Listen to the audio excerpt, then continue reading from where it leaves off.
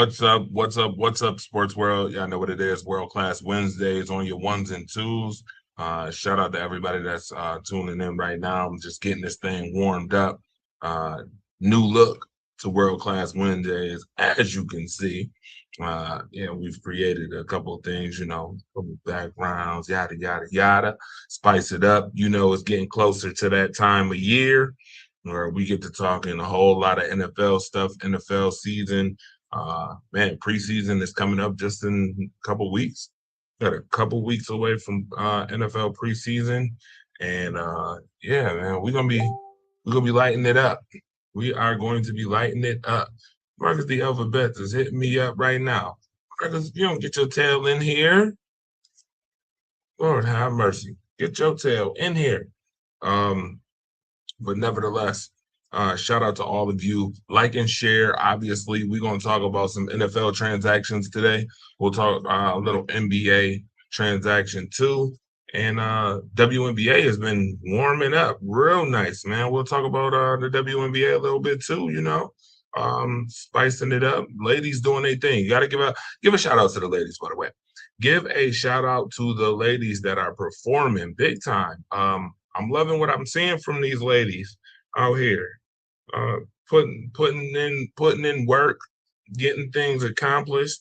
Uh, you know, shutting up all the haters. 'Cause, it was a lot of haters when it came to the WNBA. A lot of haters, a lot of haters. I'm not gonna let y'all slide off the fact that y'all was hating. Some of y'all was hating on the WNBA, not watching, not supporting, yada yada yada. Some of y'all out there that tuned into the show secretly later on down the road, y'all be tuning in.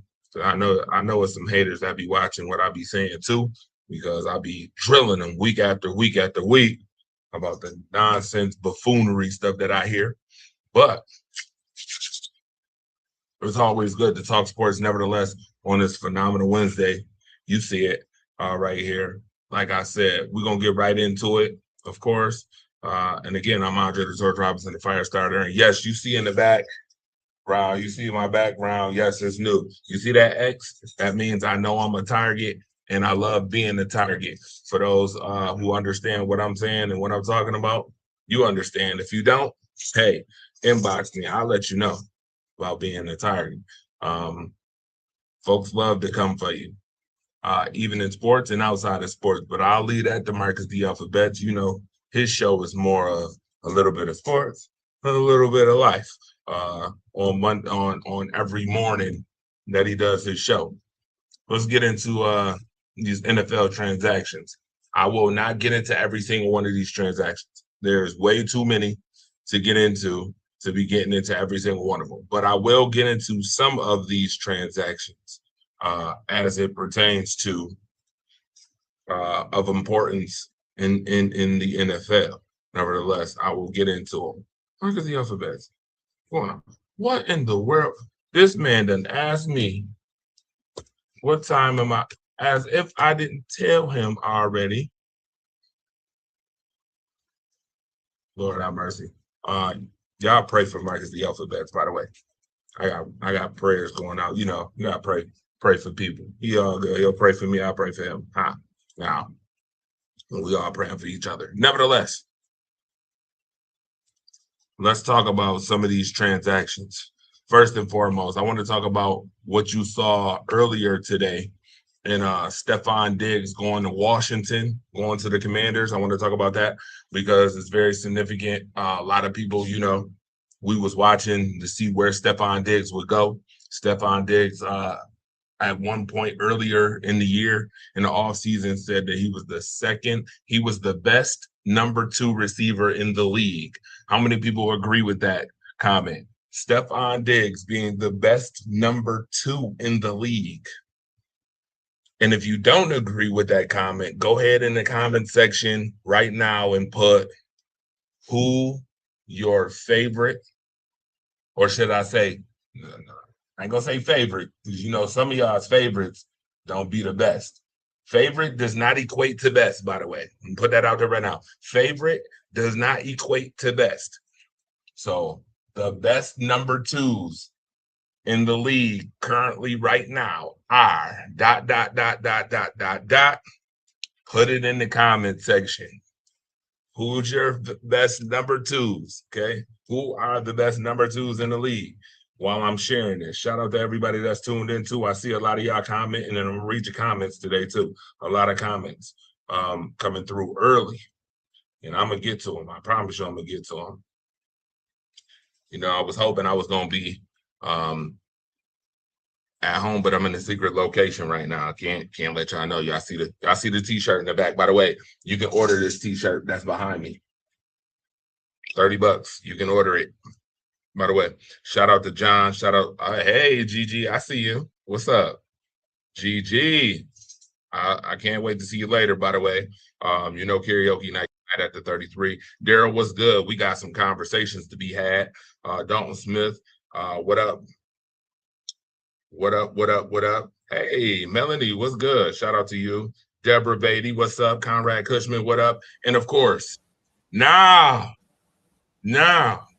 the guy that I got to pray for on the daily. You know, I pray for him. He pray for me. I was telling y'all about this prayer. Prayer works.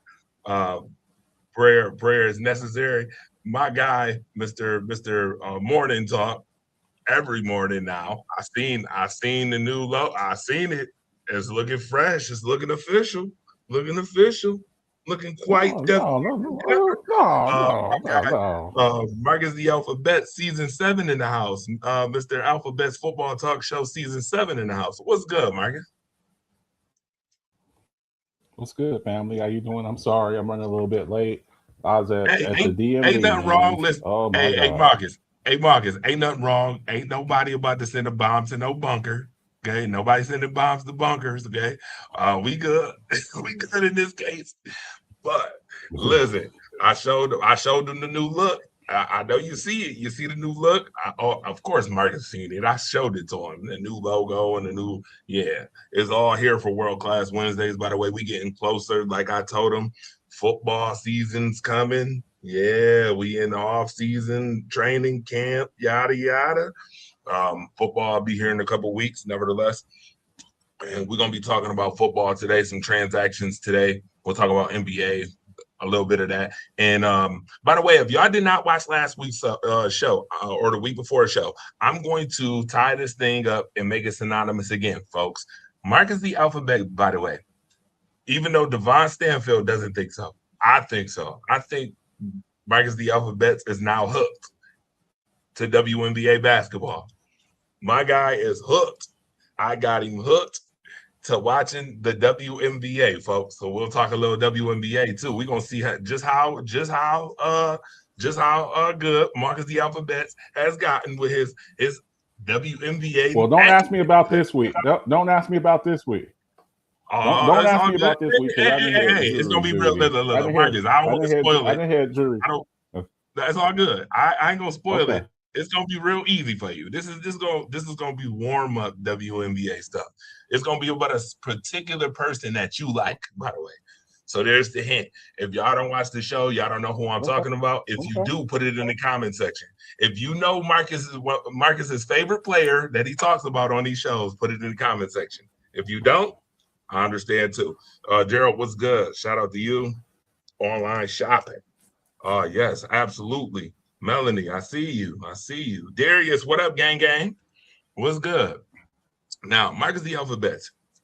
Stefon Diggs earlier in the week earlier in the offseason was talking about him being the best number 2 in the league. He said he's the best number 2 in the league. Marcus the Alphabet, we know that favorites and best don't equate all the time. Some people's favorites aren't really the best, right? So, with that being said, Marcus the Alphabet, do you agree with Stefon Diggs that he's the best number 2? And do you like the move? Hell no. With him going to Washington? I do like the move with him going to Washington. They don't have a lot of weapons over there, in my opinion. Running back, what's the kid? Bill, Krosky Merritt, the running back. I don't think Scary Terry's that great of a number 1. He's basically their number 1. So Diggs going over there, he should still get some targets. I didn't like his, when he left Buffalo, where he led the league in targets for like 3 or 4 years. Uh, he spent that year in the next year he went to Houston. I'm like, if he didn't think he was getting enough targets in Buffalo, you damn sure ain't getting enough targets with Houston with Nico Collins and all them boys over there, and Dalton Schultz and Joe Mixon at running back, who's a pass catcher. And then last year, spending a year in New England, where he basically was their number one. I don't view him as a number one like he used to be. His heydays with the Bills, I thought he was maybe a top 6, top 7 wide receiver. I don't think he's that anymore. But he should do well with the Commanders. They need some pass catchers.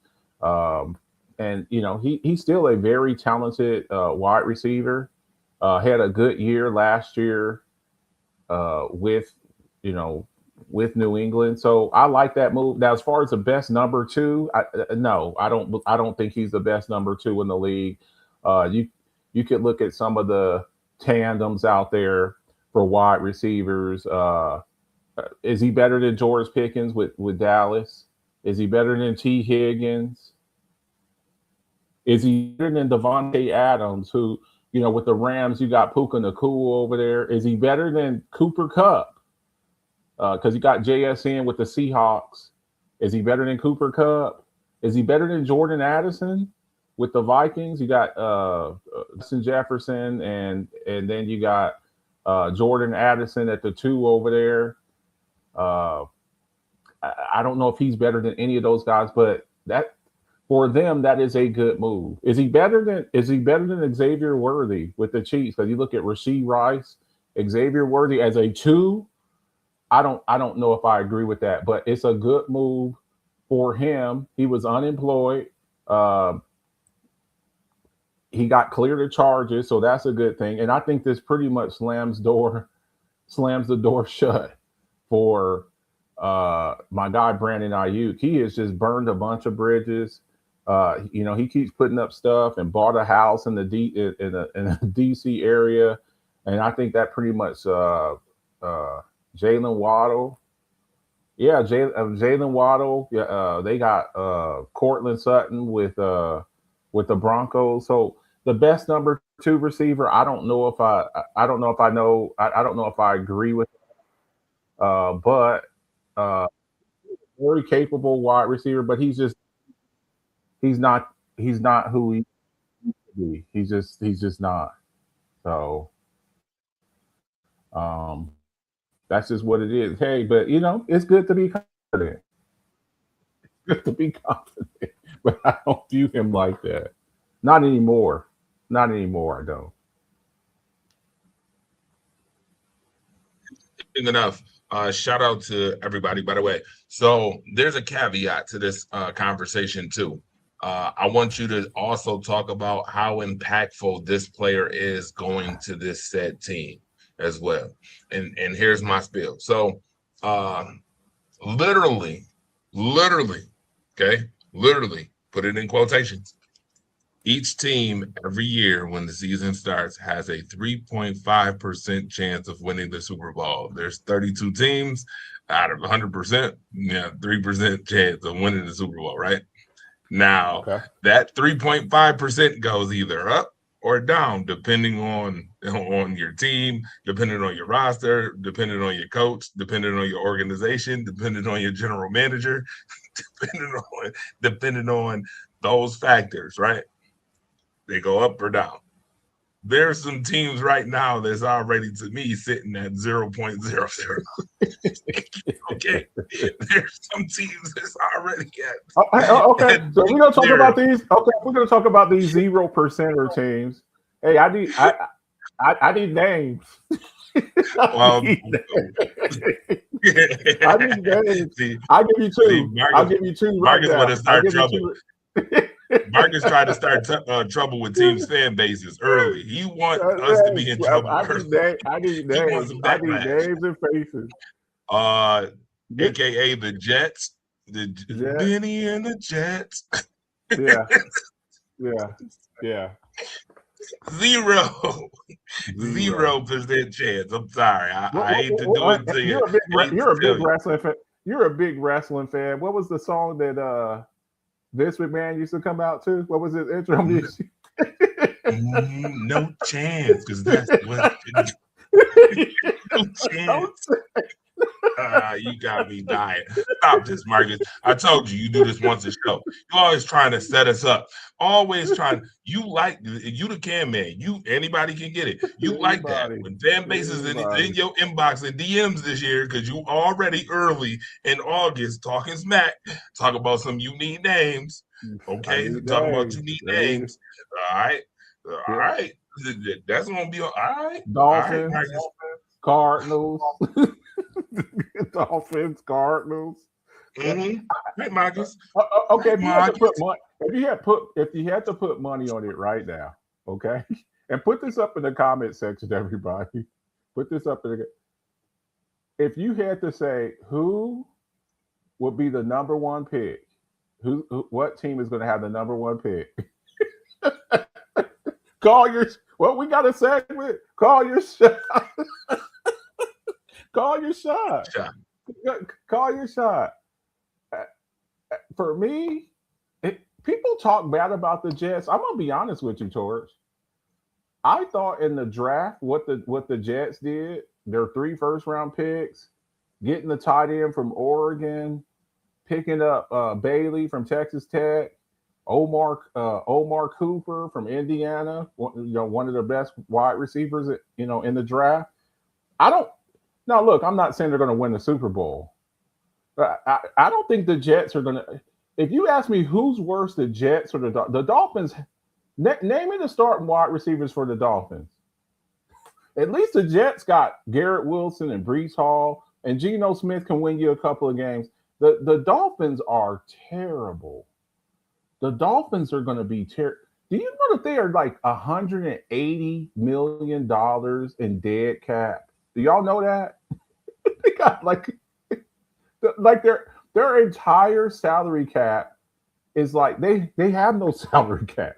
That all of those contracts, Tyreek, Minkah Fitzpatrick, Waddle, all of them, Tua, all of them contracts, they are still paying those guys. So Bradley Chubb went up to Buffalo.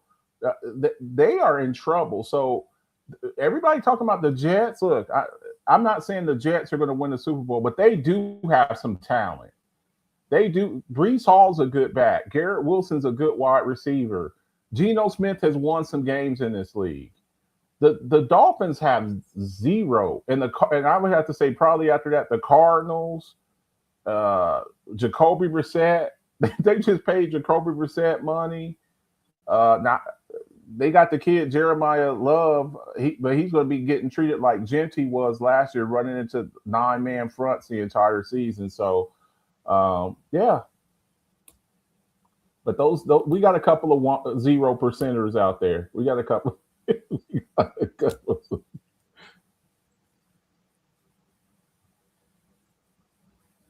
I can't. Hey, Marcus, I got a participation award already set up and ready for them. Participation award for the New York Jets right here in my hand. A cup of Joe. Congratulations. Oh, and it says New England. I got the Jets ground up in this cup. The Jets is grounded up in this cup right here. Yeah. This is the participation award. I don't care what talent they got, Marcus. Is absolutely not. No. I'm saying with the Jets. They're washed. Yes, the Jets. I don't care. No. I'm not saying. Look, I'm not saying they're not worse than the Dolphins. They're not worse than the Dolphins, though. That's okay. You asked me about the Jets. You ain't asked me about baby belugas. You asked me about the Jets. Yeah. You asked me about the paper planes. You shouldn't have asked me about washed garbage buns. Yeah. It's over. Yeah. I don't care what talent they got this year. I don't care if they got Geno Smith either. They washed. I watched the video today where a guy got the Jets going 2-15. Ooh, I'm I don't dead think serious. I don't think they'll be I'm that dead bad. serious. I don't think they'll be that bad. They'll be bad, but they won't be Arizona Cardinal or Miami Dolphin bad. They won't be that bad. Plus, here's a good thing for them. Here's a good thing for them. They got 3 first-round picks, man.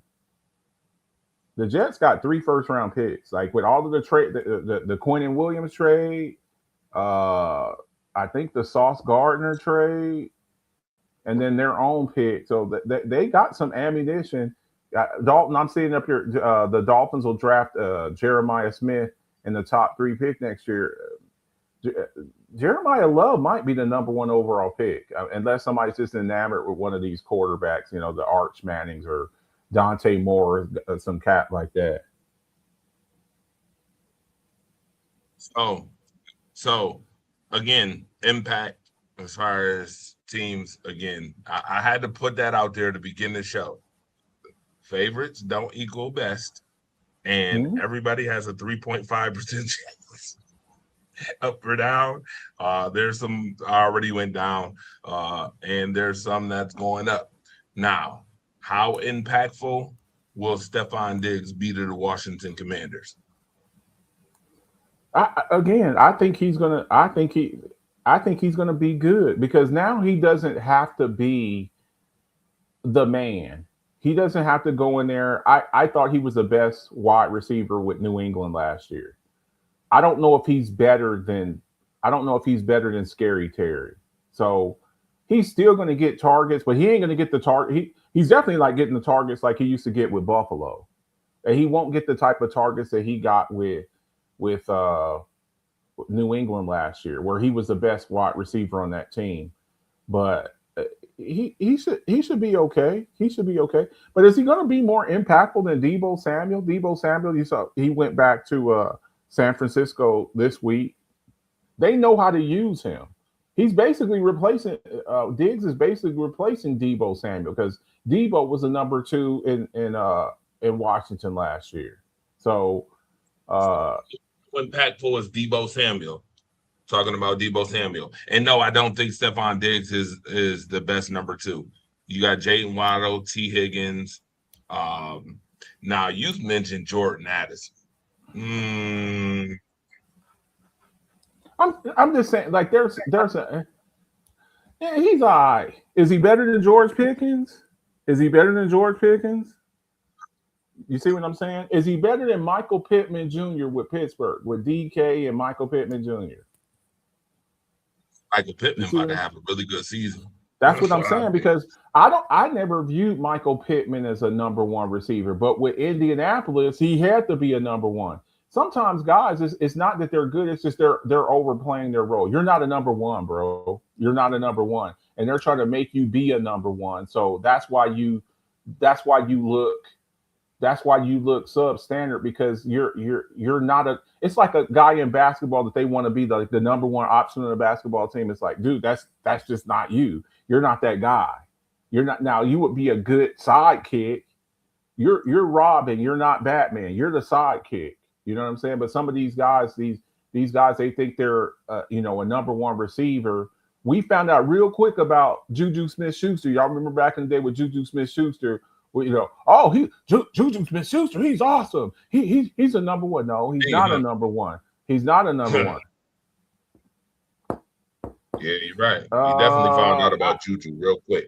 Is Diggs better than Alex Pierce? Alex Pierce is their number 1 because they're number 2 over there. Alex Pierce, they just pay him to be their number 1. And then Downs, is it Joshua Downs, Caleb Downs' brother? He's their number 2 now. Now that Michael Pittman left. So look, Diggs is still, look, I don't want to sit up here and bash Diggs, speaking strictly about football. Okay. We try to, he's still a very capable player. He's not the all-star Pro Bowl type receiver that he was with Buffalo when he was like in his absolute prime. He's not that anymore. But he's still a 800, 900, 800, 900 yard guy, maybe 70 catch type guy. He's not getting 100 catches because he's not going to get that many targets. Is he better than Jameson Williams? Jameson Williams is. I used to say this, and you used to get mad when I said this. It used to be a receiver that played with Buffalo and went back to Buffalo. You know what I'm about to say, right? Jameson Williams. What am I about to say? What Jameson Williams is a one trick pony. He's a one trick pony. He's a speed guy. Like he's a non-route guy. If you tell him he runs two routes, he at least Gabe Davis will run like three routes. This guy runs two routes. He runs flags and flies. That's it. That's all he runs. So Diggs, even at this stage of his career, even at this stage of his career, Diggs is a very, very good route runner. He's a very good route runner. So is he better than Jameson Williams? I probably would say he's better than Jameson. I think Jameson Williams is a very limited wide receiver. He's just fast. He's really fast. By the way, that's it. He's the kind of guy he's the kind of guy who'll go 3 for 18. Yeah. He's the kind of guy who'll go 3 for 18 or 3 for 180 and 2 touchdowns. That's Jameson Williams. But if you catch him on the weeks where he's having a bad game, 3 catches for 18 yards, no touchdowns, and 2 drops. But Pierce and Diggs are apples to oranges. Yeah. Pierce is a downfield threat. Diggs is a slot route. Yeah. But Pierce is the best that they got. He's the best they got. So, I mean, number one, just because you're the number one on your team, because you're being asked to do that, that doesn't make you a number one receiver, in my opinion. It's just you ain't got very good receivers. So this guy who's just an average-ass receiver has to be the number one. Brandon is better than Stephon, but Brandon is too much of a – yeah. Brandon might not play another down in the NFL. We got to come to that realization. Brandon Ayuk has burned bridges. He's burned bridges. And this week we've seen players that were able to go home because they left on good terms. You left on Clowney was the number one pick 11 years ago. I think it was 12 years ago. He was the number one pick, Jadeveon Clowney, the 2014 draft. Do you know he went back to Houston this week, and now he just gets to go back. He's a situational pass rusher. He gets to play 20 snaps a game and go after the passer. They got Will Anderson Jr., they got Danielle Hunter. He gets to go back and maybe win a championship. Because I think defense. Hey, Marcus, you know what's so funny? Yeah. You was in my head because we was just about to get to Jadeveon Clowney next, and you just brought me right up. Going back to Houston, how much of an impact will he have on Houston? Let's talk about that. I don't want to talk about Diggs. Not too long. He'll have a good impact for the amount of snaps that he's going to get because he's at that stage of his career where he's not that number one pick generational pass rusher type guy. He's not.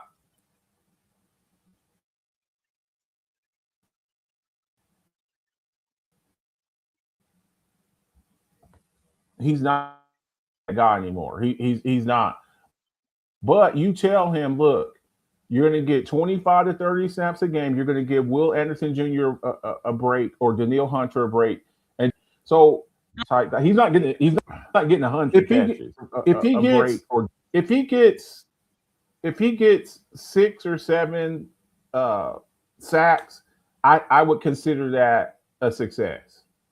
But when you act like a jackass, Brandon Ayuk, then you burn bridges and you talk crap about the organization. It's just like, look, Debo just went back to San Francisco. Clowney just went to Houston. If you conduct yourself, there's talk about maybe Von Miller going back to Denver.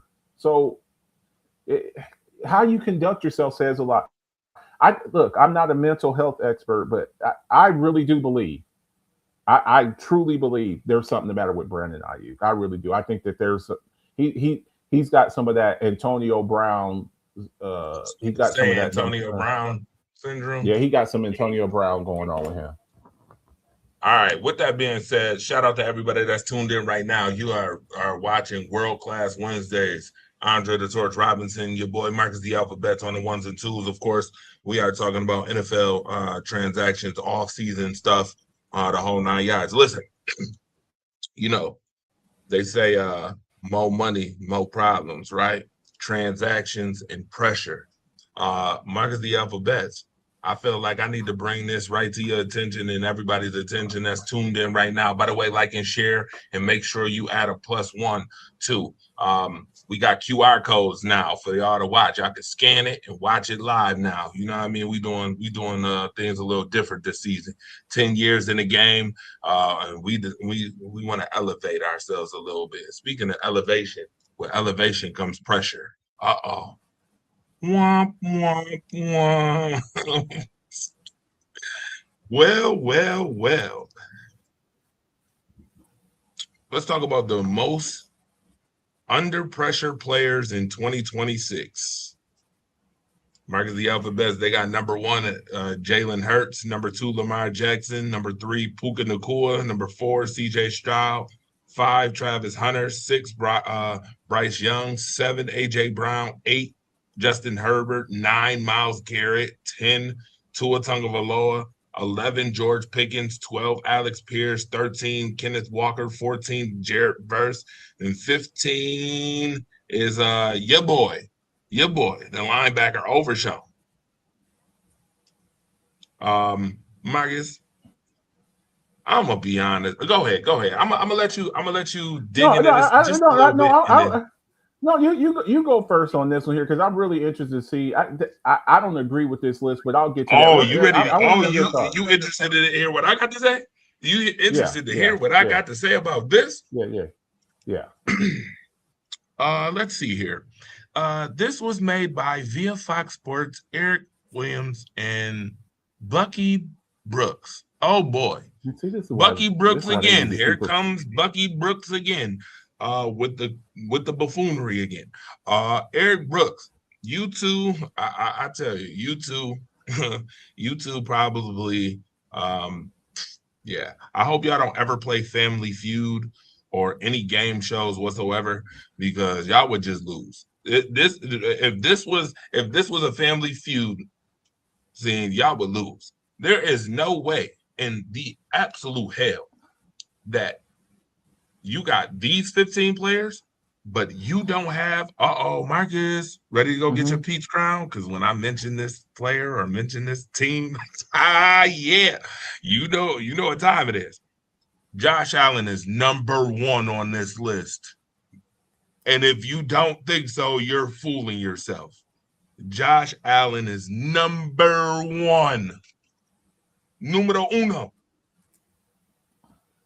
Yeah. One's in the sky.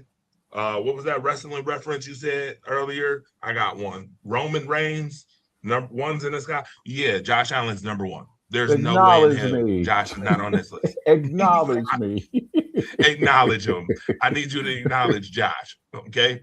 When you got ESPN talking about he's the best quarterback in the league, the Buffalo Bills have the second shortest odds to the Super Bowl. Second shortest odds. And Josh Allen's playoff history. Yeah. Madden cover boy. Right. 99 ranked 99 overall. Hold on. 99 overall rating. His playoff history.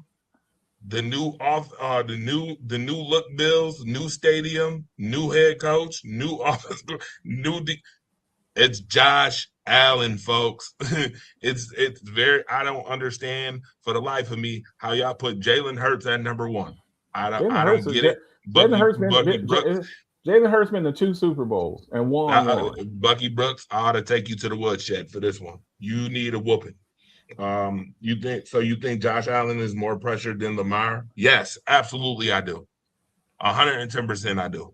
And as much as I love Lamar Jackson and he is under pressure, he should be a top 5 candidate in this one. You're missing Josh Allen, which makes this whole thing to me. He's not even on the list. He's not even like how is there more pressure on Jalen Hurts than there is on Josh? He's a look for what I don't think Jalen Hurts is that good. Yeah, you know, y'all hear me say it all the time. He's a human backpack. He has been carried, but he has won a championship, and he's been to two, and he's a Super Bowl MVP. He's a Super Bowl MVP. You got to get to the Super Bowl to be a Super Bowl MVP. So, Josh Allen, you have to put you now. If we're talking for financial gain, okay, if we're talking about contract, it would be CJ Stroud. Because if CJ Stroud plays like that, so we got to look at it like I'm breaking it down into like pressure for what? For Josh Allen, let's win a Super Bowl, okay? Because you're in your window and you're in your prime. Josh Allen has not even been to the him and Lamar have not been to the Super Bowl. Joe Burrow's been to the Super Bowl. Jalen Hurts has been to the Super Bowl. Joe Burrow and Jalen Hurts have both been to the Super Bowl. Jalen Hurts has won a Super Bowl. But if we're talking money, if we're talking about getting paid and getting another contract, getting a big fat contract, it's CJ Stroud. If CJ Stroud plays like he did last year, especially the way he played it during the playoffs, the way he played during that the Patriots game and the Pittsburgh Steelers game, the way he played, if he plays like that during the regular season or misses significant time, Houston is built to win right now. I believe they have the best defense in the league. Now we can have that debate whether you think it's the Rams or the Texans. I think the Texans are a little bit better because I think on each level of their defense. Now getting Myles Garrett, I like that, and Aaron Donald was at training camp today. I like that. But when you look at each level of the defense on Houston, they are stacked. Then you look at picking up David Montgomery, so they got a running game now. They got receivers, Nico Collins and Higgins, Jaden Higgins. Dalton Schultz. They've got weapons over, and I think DeMeco Ryan is one of the better young coaches in the league. If you can't win with that, CJ Stroud, there is no way I can give you $50+ million. What these quarterbacks 55, 60. Mahomes is at 63 now. There's no way I can give you that. You were in the same. You and Will Anderson Jr. were in the same draft class, and y'all went back-to-back picks. CJ Stroud went number 2 overall, and Will Anderson Jr. went number 3. And they said, let's pay Will Anderson Jr. and not pay our franchise quarterback. So for me, if we're talking about monetary, like for an extension, I would say it's CJ Stroud, and I would say Rashee Rice, and I would say Puka Nacua. Because if they keep acting with Puka and Rashee Rice behavioral issues, you want to give Puka Nacua $40 million? You want to give Rashee Rice $40 million? You see what I'm saying? So when we talk about pressure, are we talking about pressure to win? Or are we talking about pressure, so you can get paid? If we're talking about winning, I think it's Josh and Lamar and CJ Stroud. And maybe Dak Prescott. Because of how long he's been in the league. He hasn't even been to an NFC championship. He's just turned 33 years old. If Josh Allen doesn't do it this year or go very far, or they don't make the playoffs, or they're eliminated early in the playoffs, if he loses, if you get beat down and look terrible again like you did against Denver this past playoffs, or Lamar, you get eliminated in the wild card weekend. CJ Stroud, you play like crap. We got to start having some conversations. We got to have some real conversation. CJ Stroud would get cut.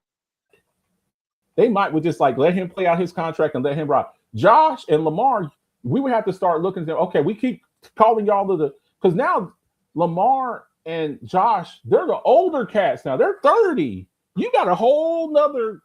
You got the young the kids coming up. You got Drake May and Caleb Williams and Drake May, Caleb Williams, and Bo Nix. Drake May was in year 2 and went to the Super Bowl. Drake May's year 2 and went to the Super Bowl. So okay. Let me respond to this real quick. Marcus Herring, what's up? Shout out to my guy Marcus Herring. He says CJ is number 1, not JA. I'm not just talking about contract. Has more around him than any other quarterback, including Hurts. Lamar is above JA because although last year JA played poorly in the playoffs, Lamar didn't make the playoffs. Okay, so here's that's not really on him, Marcus, though. Hey Marcus, I'm gonna give you my reasons why I feel like JA is more than CJ. Okay. Number 1, Marcus alluded to it as far as JA has played longer, which means JA has less time to get it done. That's number 1. Number 2, JA has already got paid $250 million already. We talking about money? JA got paid $250 million. There's got to be some level of pressure when you get paid $250 million to bring home a Super Bowl. Number 3, because of playoff, or at least go to one. Right. Number 3, playoff history. The way, it's not sometimes about just playing. It's the way you've lost in the playoffs. And the way that they've lost in playoffs is number 3 to me. The way. You got to make amends for that. It's like Roman Reigns losing to Seth Rollins a bunch of times and then making amends finally at SummerSlam this year. Okay. Number 3. Number 4 is because now this guy has a brand new coach, brand new everything. It's brand new. Everything is brand new. And the fact that you have people who are paying tons of money now, tons of money. They literally outpriced some of the community just so these high rollers can be at these games. Adds even more pressure to me to get it done. Because to me, you could throw away CJ Stroud, like Marcus said, he could eventually get cut. But Josh Allen, you made the investment in. And being as old as he is, and the investment you made, and this city is never. The Houston Texans ain't as old as the Buffalo Bills. The Buffalo Bills are old, okay? They're old. Houston Texans has been remade almost three times over. Tennessee Titans, Tennessee Oilers, but what I'm saying, what I'm saying with is they've got to see, because we may need to get another quarterback. We may need to see. They may need to go get another quarterback, because Houston right now today has a championship caliber roster, and the only weakness on the Houston Texans is the quarterback. Let me ask you this: with some of the quarterbacks that are available out there, especially next year, I'm going to give you a name right now. If you put Mac Jones, who's a backup with the San Francisco 49ers, if you put him on the Houston Texans, how good would they be? Mac Jones ain't going to do nothing flashy.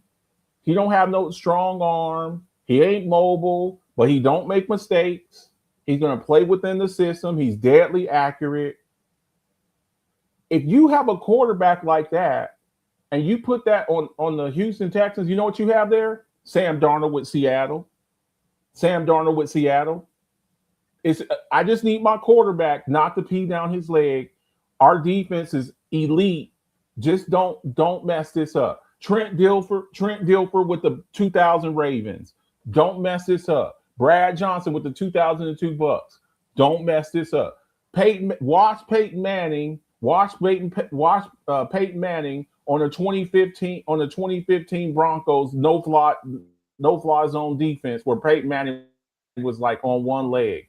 You can win a championship like that, but you cannot win a championship when your quarterback is the weakest link and he's turning over the ball. So I think CJ, yeah, he didn't win and cut. Yeah, I think CJ is more than Lamar to me. CJ to me has more pressure than Lamar does. That's just me.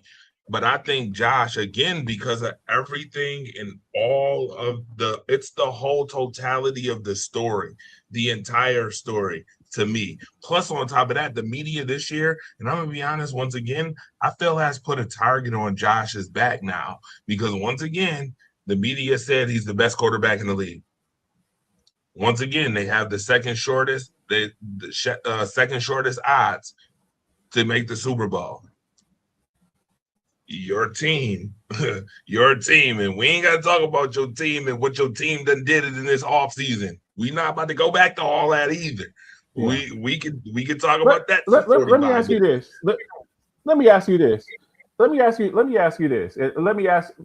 everybody there that's in the comments. What happens if the New England Patriots win the AFC East again? What is the narrative?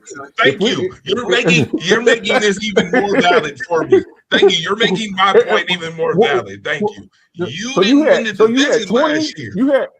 You had 20 years. You had 20 years of Brady and Belichick, right? 6 Super Bowls. 20 years, 6 Super Bowls in 20 years, where they just dominated the AFC East. Brady goes to Tampa. Bill gets fired. They have Jared Mayo's the coach for a year. And in the very first year, Mike Vrabel's there. They go to the Super Bowl. What is the narrative? What is the narrative? What is the narrative? What is the narrative? If the New England Patriots, I'm not saying that they will or they won't. I'm just saying, if the New England Patriots come out and Drake May plays incredible and AJ Brown is a first team All-Pro and they're in the AFC Championship and the Bills don't make the playoffs or the Bills get eliminated early, and pressure, and then the media comes and here comes the media and I'm telling you the pressure. I'm telling you, okay, watch this. Marcus the alphabet. I'm just saying. Well, no, Marcus. I'll ask you a simple question. It's real simple. We talk about teams. We've talked about teams and the amount of media coverage you get because of the team that you're on, because of the prestige behind the teams, right? Certain media coverage goes to certain teams, right? The Buffalo Bills have now kind of inched their way into this media now, where the media is talking about them a whole lot more than they were, right? If both quarterbacks failed, which one is getting talked about more next season or at the end of the season? Would it be Josh or is it CJ Stroud? Which one? It would be Josh because they're like you were ranked 99. You were ranked. Okay, how about this? Here's an even better question, Torch. Here's an even better question. Have we ever had CJ Stroud as a top quarterback? Even the year that he had a couple of years, it was like, okay, he's all right. He's pretty good. Have we ever had CJ Stroud as a top 3 quarterback? We've never thought of him like that, have we? You see what I'm saying? Look, Josh Allen is on the list of top 3 quarterbacks, and people say he's the best. I personally don't think he's the best. That's my personal opinion. I think sometimes he tries to play hero ball. I think when you look, I think the thing that separates now physically, I say this all the time. Josh Allen is extremely physical. 6'5", 45, rocket launcher arm. He's mobile. He's precise. But whose decision making do you trust more, Patrick Mahomes or Josh Allen? In the most critical moments, you know the answer to that already. My thing is too, you know Marcus. So you see what Marcus, what I'm saying? I see exactly what you're saying, but Marcus, let me answer Marcus's narrative thing too. If he wins, the covers is off. Everything is off. The pressure is off. It's over. There's no more pressure. It's like Cody Rhodes winning his first WWE title. Once he won the story, once he complete the story, I feel like, matter of fact, that is Josh Allen. Josh Allen is Cody Rhodes without the title right now. He is Cody Rhodes. You waiting for Josh Allen? I got another one. I got another one for you. I got another one for you. I got another one for you. You want to know what Josh Allen is? He's the Russell Westbrook of the NFL. Oh, see, he's the Russell Westbrook. Look, triple doubles. When you talk about talent, extremely talented. On that run there where Russell Westbrook was just tearing it up. Do we want to say James Harden? We want to say James Harden? You want to say Dwight Howard? You know what I'm saying? So being physically gifted isn't enough. If you ask me who's got a more powerful arm, Josh Allen, Josh Allen's arm versus Patrick Mahomes. Josh Allen's arm versus Patrick Mahomes. But it's all of the other thing. It's all of the other things in there. When you look at athleticism, Cam Newton is one of the greatest athletes to ever play quarterback. But he still wasn't a better quarterback than Tom Brady because you have all other stuff. Because you also have this up here. Josh Allen, with the performance that he had in that playoff game last year, Josh Allen owes y'all. He owes y'all with the way that he played. He owes Buffalo. He owes them big time. The mistakes that he made in this game. And look, I said it best. He goes. He's only had two bad games. Okay, that's fine. But bottom line is the way history looks at stuff. He's more team. That's cool. Team, a guy who's the comparison I'm making though is a guy who's extremely could not get over the hump because whatever. And the thing about it is, in the NFL, window open and close really quick. Unfortunately, here's the thing that we all have to understand, Torch, and this is the unfortunate part of it, depending on what side of the fence that you sit on. We are going to see some really great players from this era not win a championship. It is totally feasible that Joe Burrow, Lamar Jackson, Josh Allen, CJ Stroud, all these guys that we think are the who? Jefferson, Reggie Miller. That's what I'm saying. That's what I'm saying. That's what I'm saying. That's what Patrick Ewing, Red Miller, Karl Malone, and John Stockton, Alonzo Mourning, and Tim Hardaway, Clyde Drexler. It's very possible. Clyde Drexler is very possible. It's very possible. Josh Allen, and look, we just seen some guys have to move to get their ring. No one was talking about Sam Darnold, Matthew Stafford. They didn't win with their original team. It's because this is as far as we can go to. It's very possible. I'm saying, and I got a feeling that's what's going to happen. It's very possible. And I got a feeling that's what's going to happen, Marcus. That's what's going to happen. I feel like he ain't going to win until he leave, and that's going to be when he leave. You know, he a LA guy. I told you this. That's when I'm telling you. Certain things you can feel. Certain things, and I just have a feeling about this. But listen, we already in the first hour. Wow. How many more years? These shows go by so quick. I got to get to this. I got to get to and I know. How many more years? Y'all want to talk? How many more years Matthew Stafford going to play? I think he's done after next year. Clyde Drexler did win. But he ain't win with his original team. So that's why I said Clyde. Okay. Yeah, that's the point we're trying to make. But I'm just going to give you a little scenario here because this is the way it works in the NFL and other sports too. The Rams have Ty Simpson, who was the second quarterback taken in this draft. Matthew Stafford wins the Super Bowl and retires. And the LA Rams call Buffalo after Buffalo is eliminated early in the playoffs because they got a new coaching staff. No, I'm just saying. I'm just listen. This is the way it works. And the LA, if I would have told you last year, Myles Garrett's going to be on the LA Rams after they just gave him a contract. Wait a minute, including the fact that Aaron Donald is in the mix.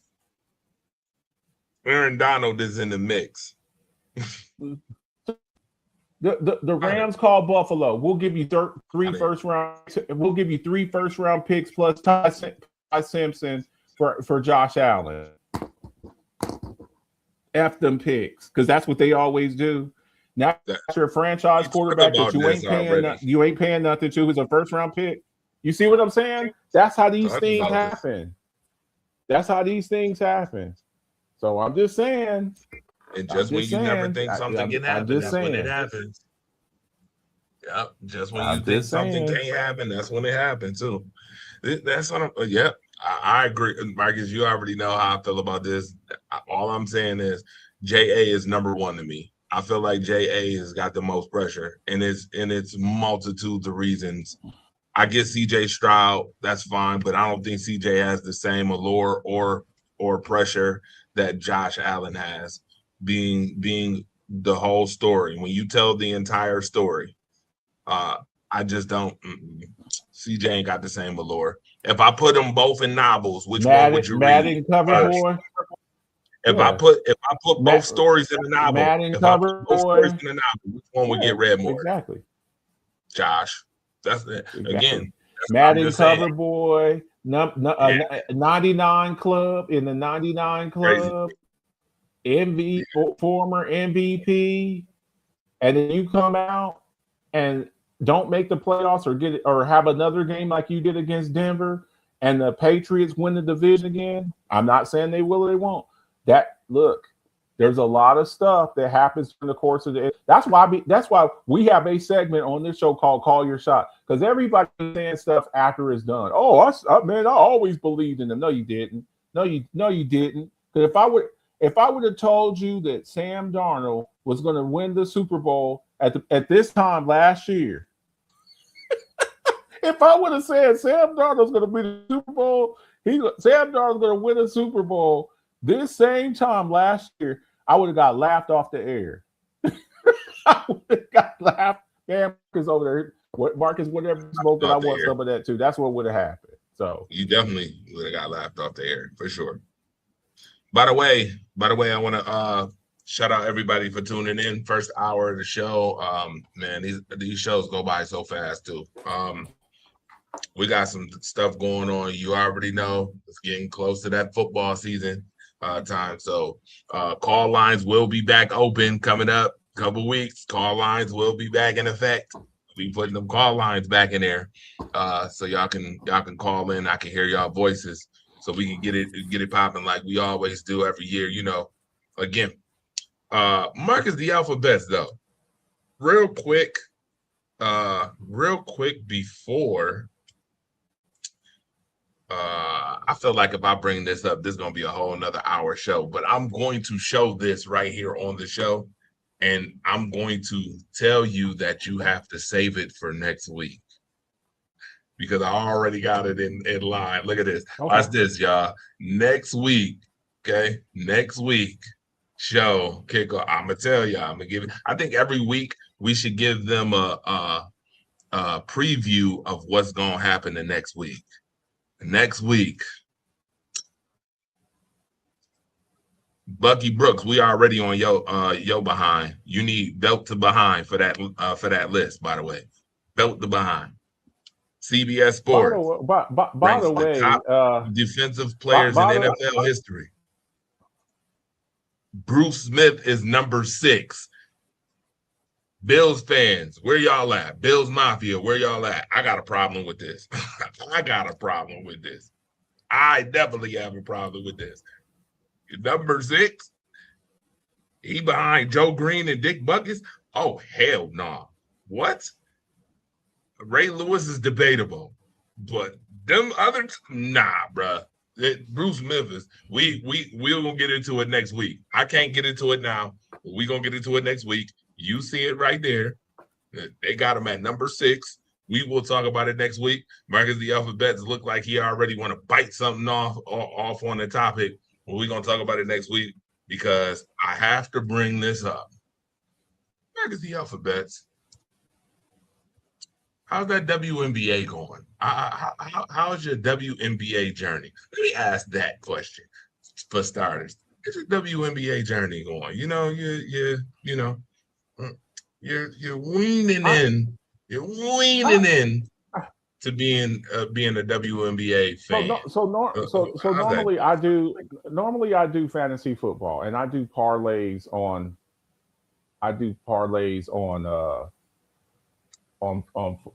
football. Okay. By the way, Prize Picks has now been made legal in the state of New York. We need to talk after the show, but I try to branch out to other things and watch other things. And look, I don't like the entire WNBA, but there are certain players. It's just like with the NFL. I like certain players. I'm a fan of certain players, not just teams, but I also like certain players. For instance, like I like watching Josh Allen play. I'm not a Bills fan, but I like watching Josh Allen play. I like watching Olivia Miles. I like watching you're gonna laugh when I say this. I like watching AZ Fudd. I like watching Paige Beckers. Okay. I Asia Wilson, Angel Reese. I've been watching them a little bit more. You kind of put me onto this. So, it's been okay. Now, I will say this. And I think I sent you the reels on this. The All-Star game was terrible. Terrible. It was terrible. You all aren't good enough. Your league is okay. Let me reword that. Your league is not big enough for you to have a game played on a national stage, and y'all are out there missing wide open layups. You can't do that. This is one of the only times where we have a national audience like that, where the entire country's watching, and you're out there missing just wide open shots, turning over the ball. I thought that was what they can clean that up, but they can't do that with their All-Star game. Now, if you want to have a skills challenge, I think I'd be a little bit more open to that. But going out there and having an All-Star game, the stars are missing layups, missing 2 layups in a row, 3 layups in a row, turning over the ball. You can't have performances like that. But I have been tuning into a little bit more WNBA, and I actually have found some favorites, and so, and that's on you. You're we've talked about this. We've had some conversations on offline. And Marcus, try it out now. Hockey, I try. I know you cover hockey, but I just can't. And it's just something that I don't enjoy. Sometimes you just don't enjoy it. But the WNBA, I have been watching it a little bit more.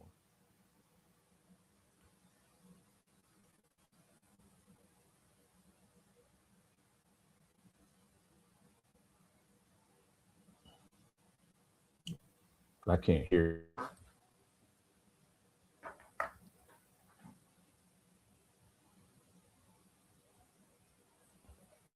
Your mic is off, Sam. Your mic is off.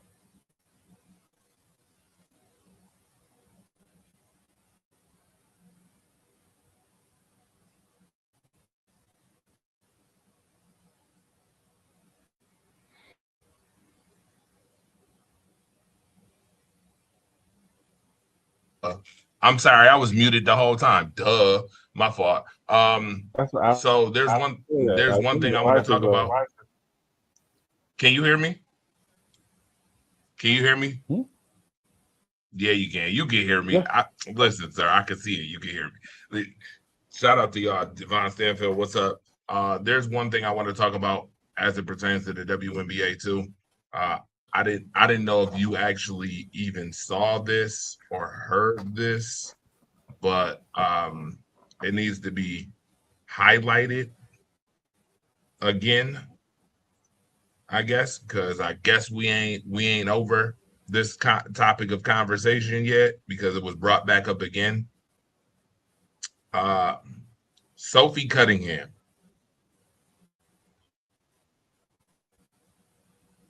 Did you hear about that? Marcus?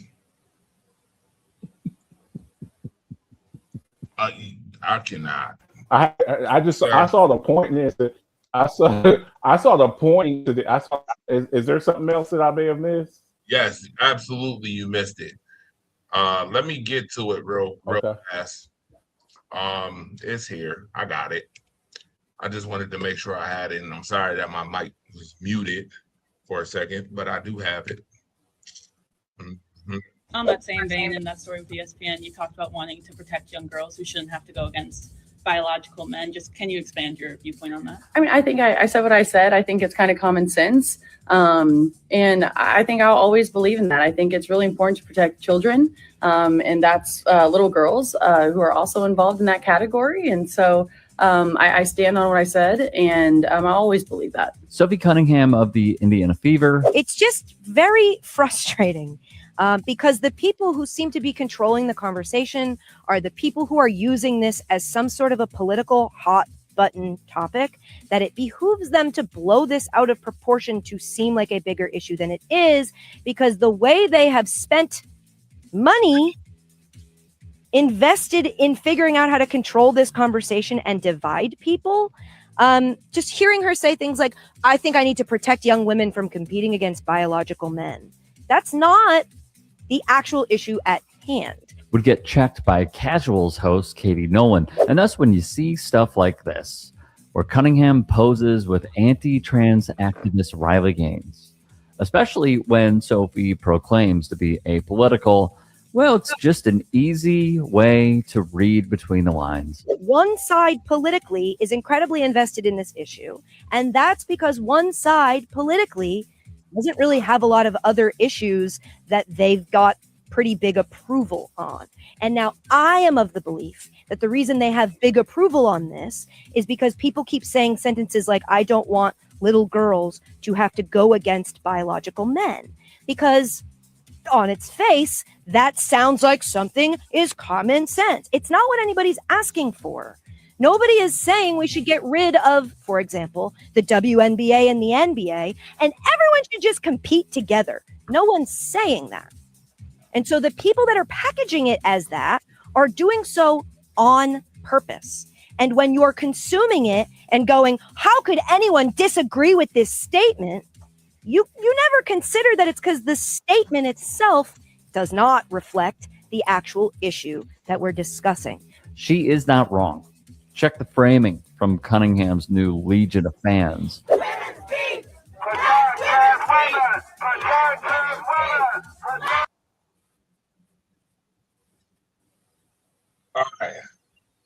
in a nutshell. What's up? What's up? By the way, Devon Stanfield, what's good, my guy? I see you. I see you in the building, sir. Joining us, Mr. Celebrity himself.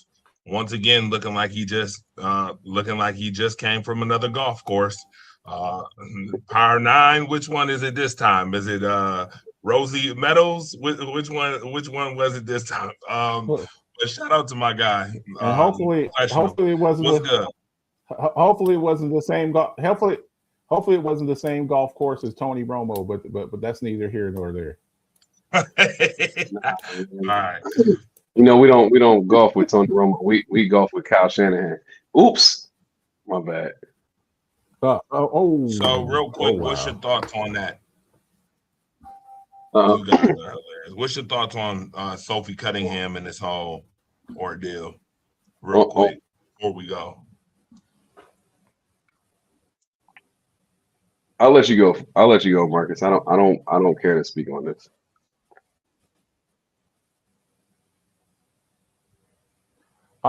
I'll just say this because I did something like this about Aaron Rodgers and Dr. Fauci. I'm not gonna. That was on Coffee Talk. I kind of have a different set of rules over there. All I'll say is this. If we're just talking sports, we're just talking sports. When athletes jump into other arenas and want to be outspoken about it, then you leave yourself open to criticism. So, we've had news people out there to say, shut up and drink and just shut up and play football and things like that. I believe when you have a stage and you have a platform to speak out against injustices or things like that, or things that can have social issues to help people, I think that you should do that. But understand, once you do that, that you leave yourself exposed to certain things, and it's not, well, I'm just a basketball player. Well, I understand that you spoke on this, so now we're gonna respond. And you may not like the response. So Sophie Cunningham has said some very controversial things, done some very controversial things. I don't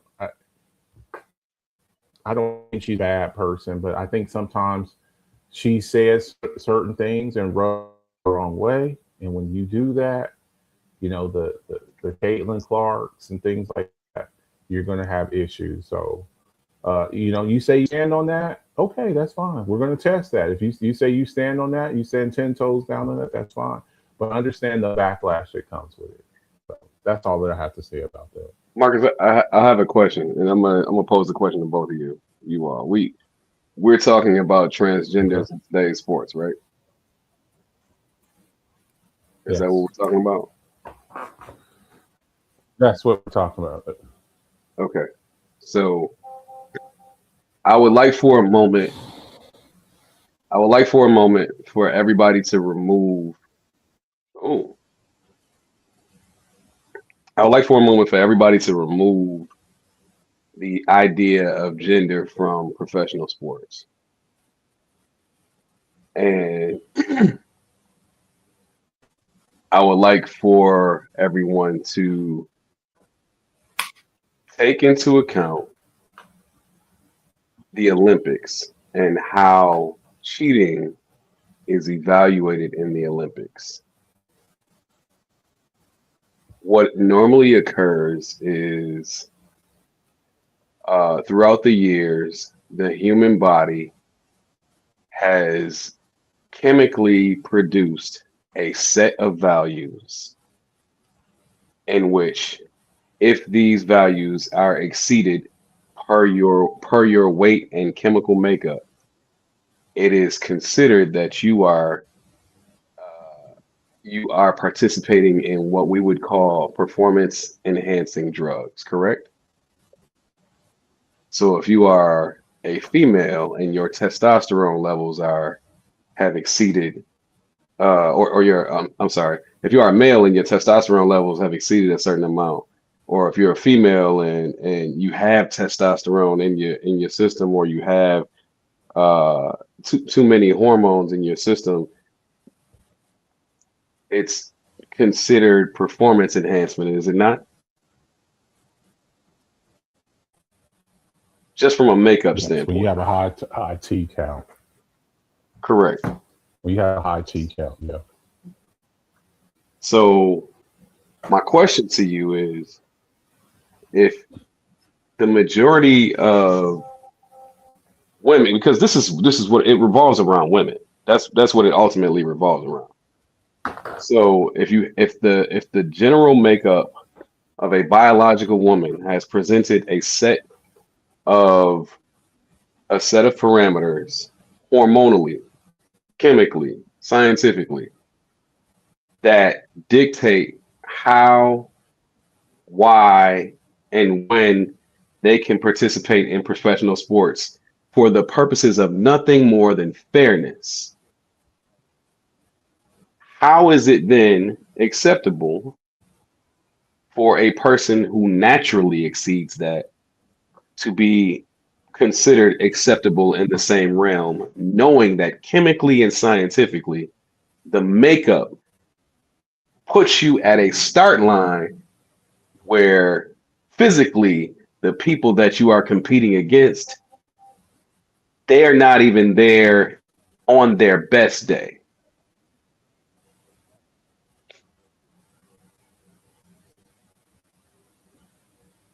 So if we remove gender from the conversation as a whole, and we just go by the scientific makeup of human beings, male and female, biological male and females, and we gauge the parameters that have been set by Olympic sports, by professional sports as a whole, and gauge how they view the tests for performance enhancement.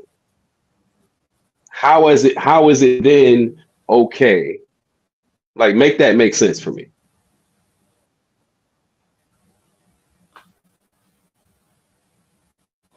I think we're getting off of the whole gist of this. The gist is, this is really more about Sophie Cunningham, and I think we see this a lot in sports where people are doing this. And I think the other thing, the main point too, is to you got to watch which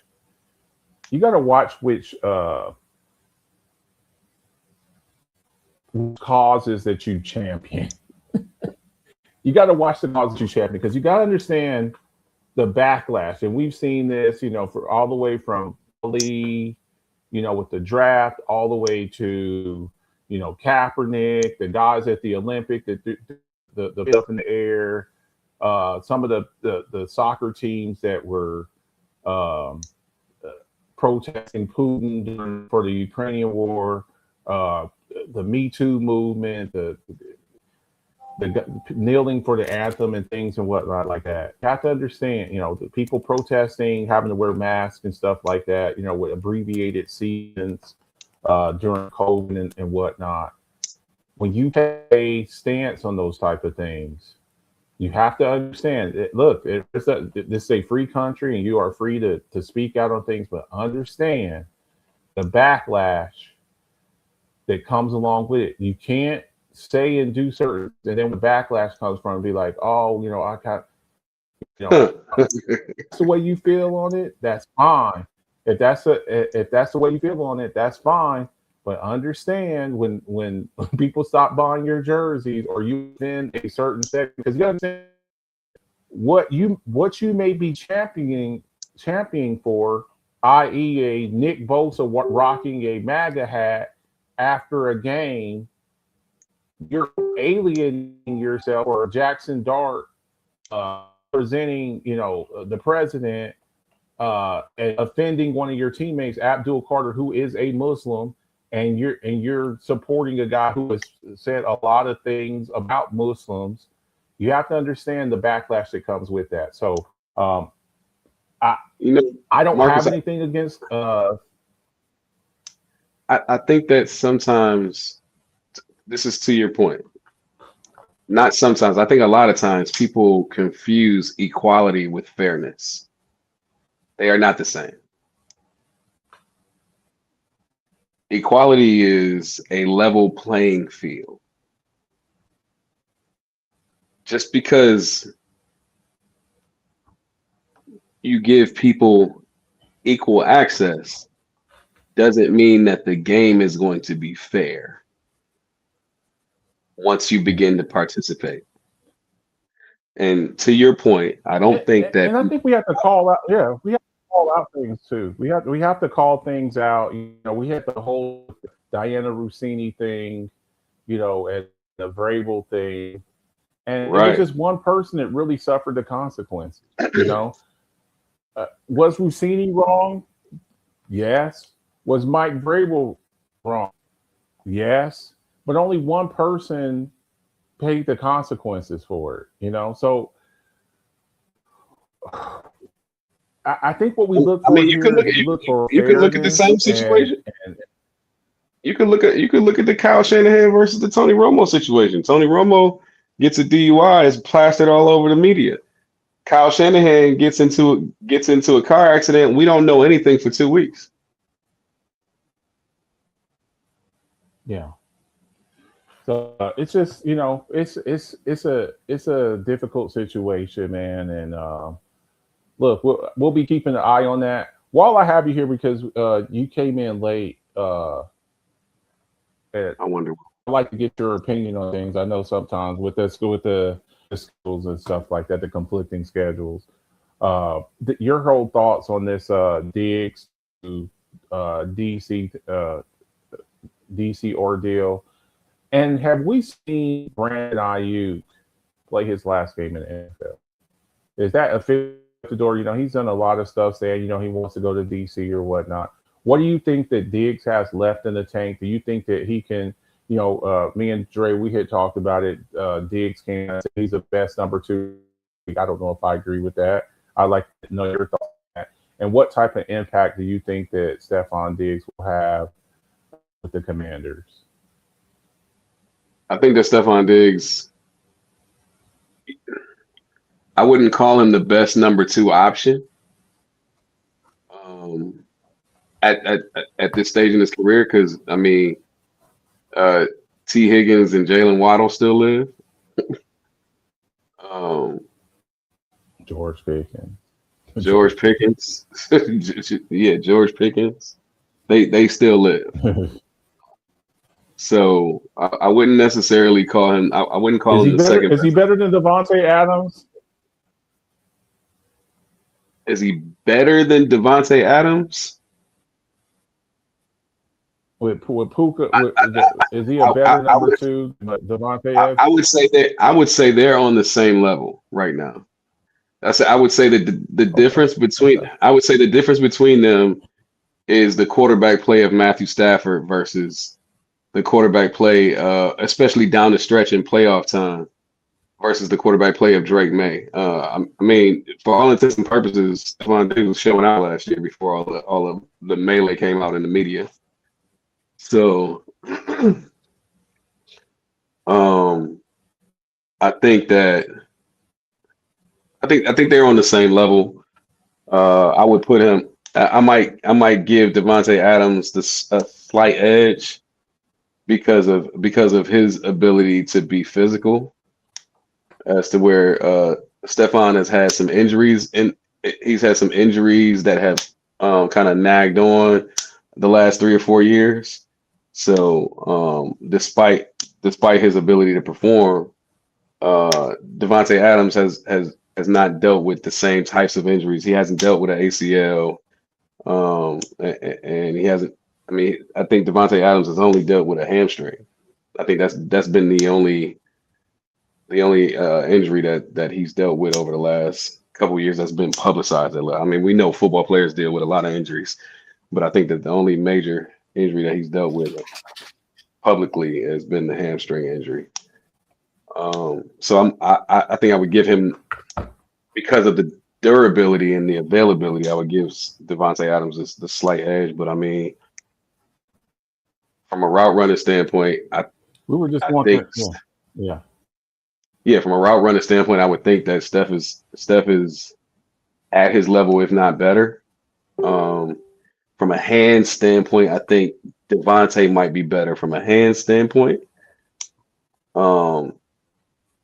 And then Devontae is probably a better blocker, but I think Steph might still have that, still might have more downfield speed than Devontae. So it's kind of like. Do you think Diggs? Do you think he'll be? Beggars can't be choosy. Look, we're already going into week 2 of training camp. So like now you start seeing guys who, you know, we're waiting for a good situation or some type of opportunity to open up. So these guys are like, okay, there ain't nobody calling, so this might be my last chance to jump on the roster. Do you think Diggs will be happy with a secondary type role? We know how he was in Buffalo. I mean, it's well documented how upset he got. I believe for like a 3 or 4 year span, he led the league in targets. I mean, this guy's getting 160, 150, 160 targets. Then he goes to Houston, and I was like, if he didn't like how much targets he was getting in Buffalo, he's really going to hate the targets in Houston with a guy like Nico Collins and Dalton Schultz and Joe Mixon out of the backfield. And then last year he kind of got he got hurt with Houston. Last year he goes to where he was pretty much their number one. He was the best receiver on that team. So he kind of went back to a number one type role, even though I don't think he's that number one type dude, that all pro type player that he was. Will he be happy in Washington where Scary Terry gets most of the targets? Will he be cool, or will he lose his mind? So a couple things. We've seen that where he feels like he's not involved in the game. So a couple things I think, and we've talked about this on several occasions. So I want to be very transparent and clear about my evaluation about the Washington signing. First of all, Stephon Diggs' targets only took a toll because Brian Daboll left and Ken Dorsey was elevated. The scheme, it went from a very in-depth and defined scheme to let's throw the ball down the field. So Steph was very vocal about Brian Daboll needing to stay on. He was very vocal about him being upset when Daboll left. So much so that he talked about it on the Colin Cowherd interview with the gray suit prior to the Super Bowl. I'm on record saying that I thought he gave Brian Daboll too much accolades and shout outs for that to be a coincidence, and we saw what happened. Now that being said,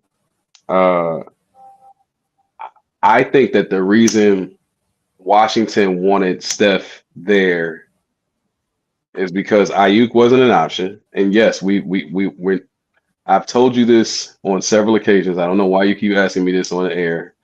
We will never see Brandon Ayuk in another NFL game.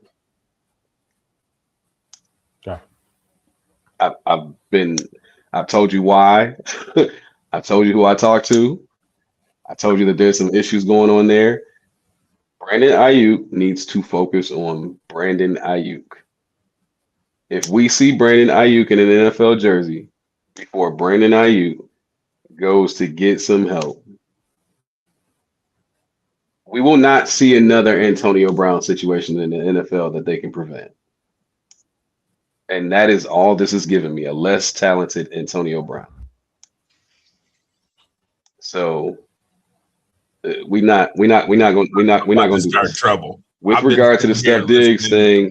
I think that the professional. I think that they are looking to relive Scary Terry's year from 2 years ago when Jaden Daniels was a rookie, and in order for that to occur, they need possession receivers so Scary Terry can do what he does best, which is get down the field.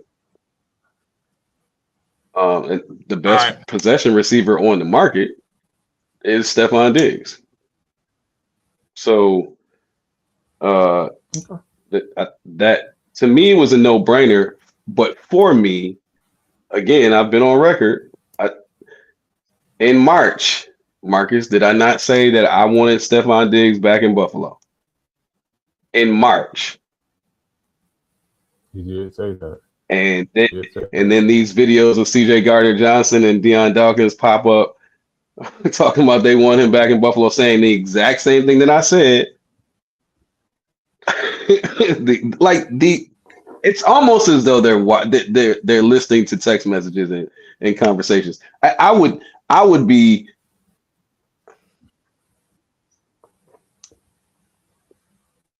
People watch social media shows. I'll just say that.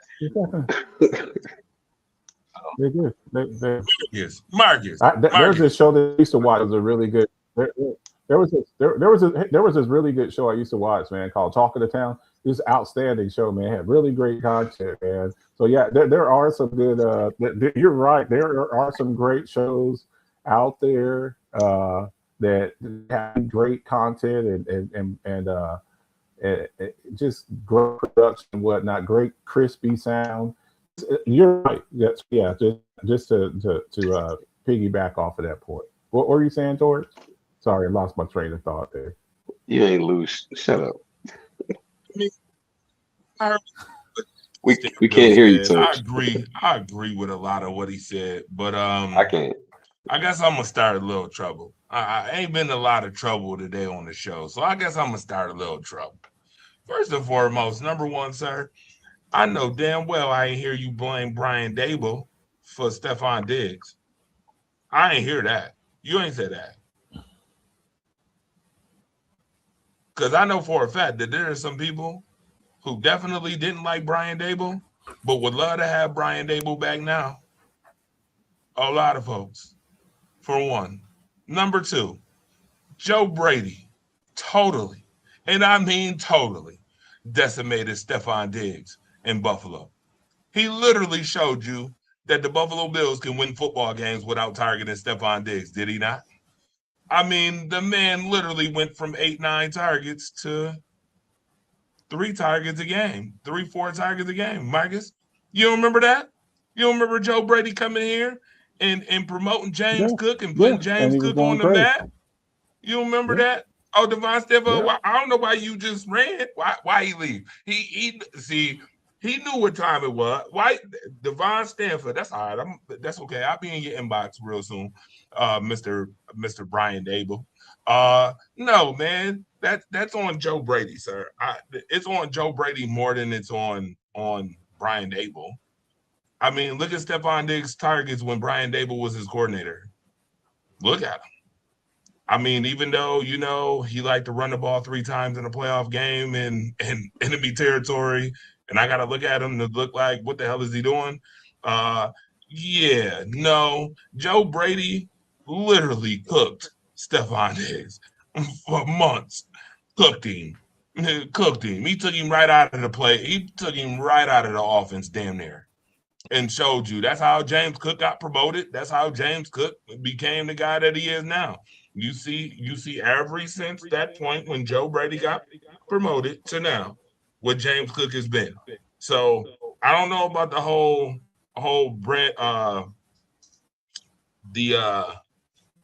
New York Jets former coach Brian Dable stuff. New York Giants. I totally agree. I don't know. Yeah, Giants. Yeah, that's what I said. Giants, former Giants coach. I don't know about all that fully, but I will say I agree with a lot of stuff that you said. And getting to Sophie Cunningham, I had to say this. Y'all being real nice about this whole situation. I'm not gonna be nice. I'm just gonna say this. I'm tired of y'all using certain shit to gain viewership. Well, people want to say stuff because they think if they say something or poke a certain issue, that some new followers gonna get added to them, and they gonna get some newfound attention. And they gonna get some new praise and some new and some new validity to her bench warming ass. Sophie Cunningham, bruh, ain't nobody stupid. Nobody stupid.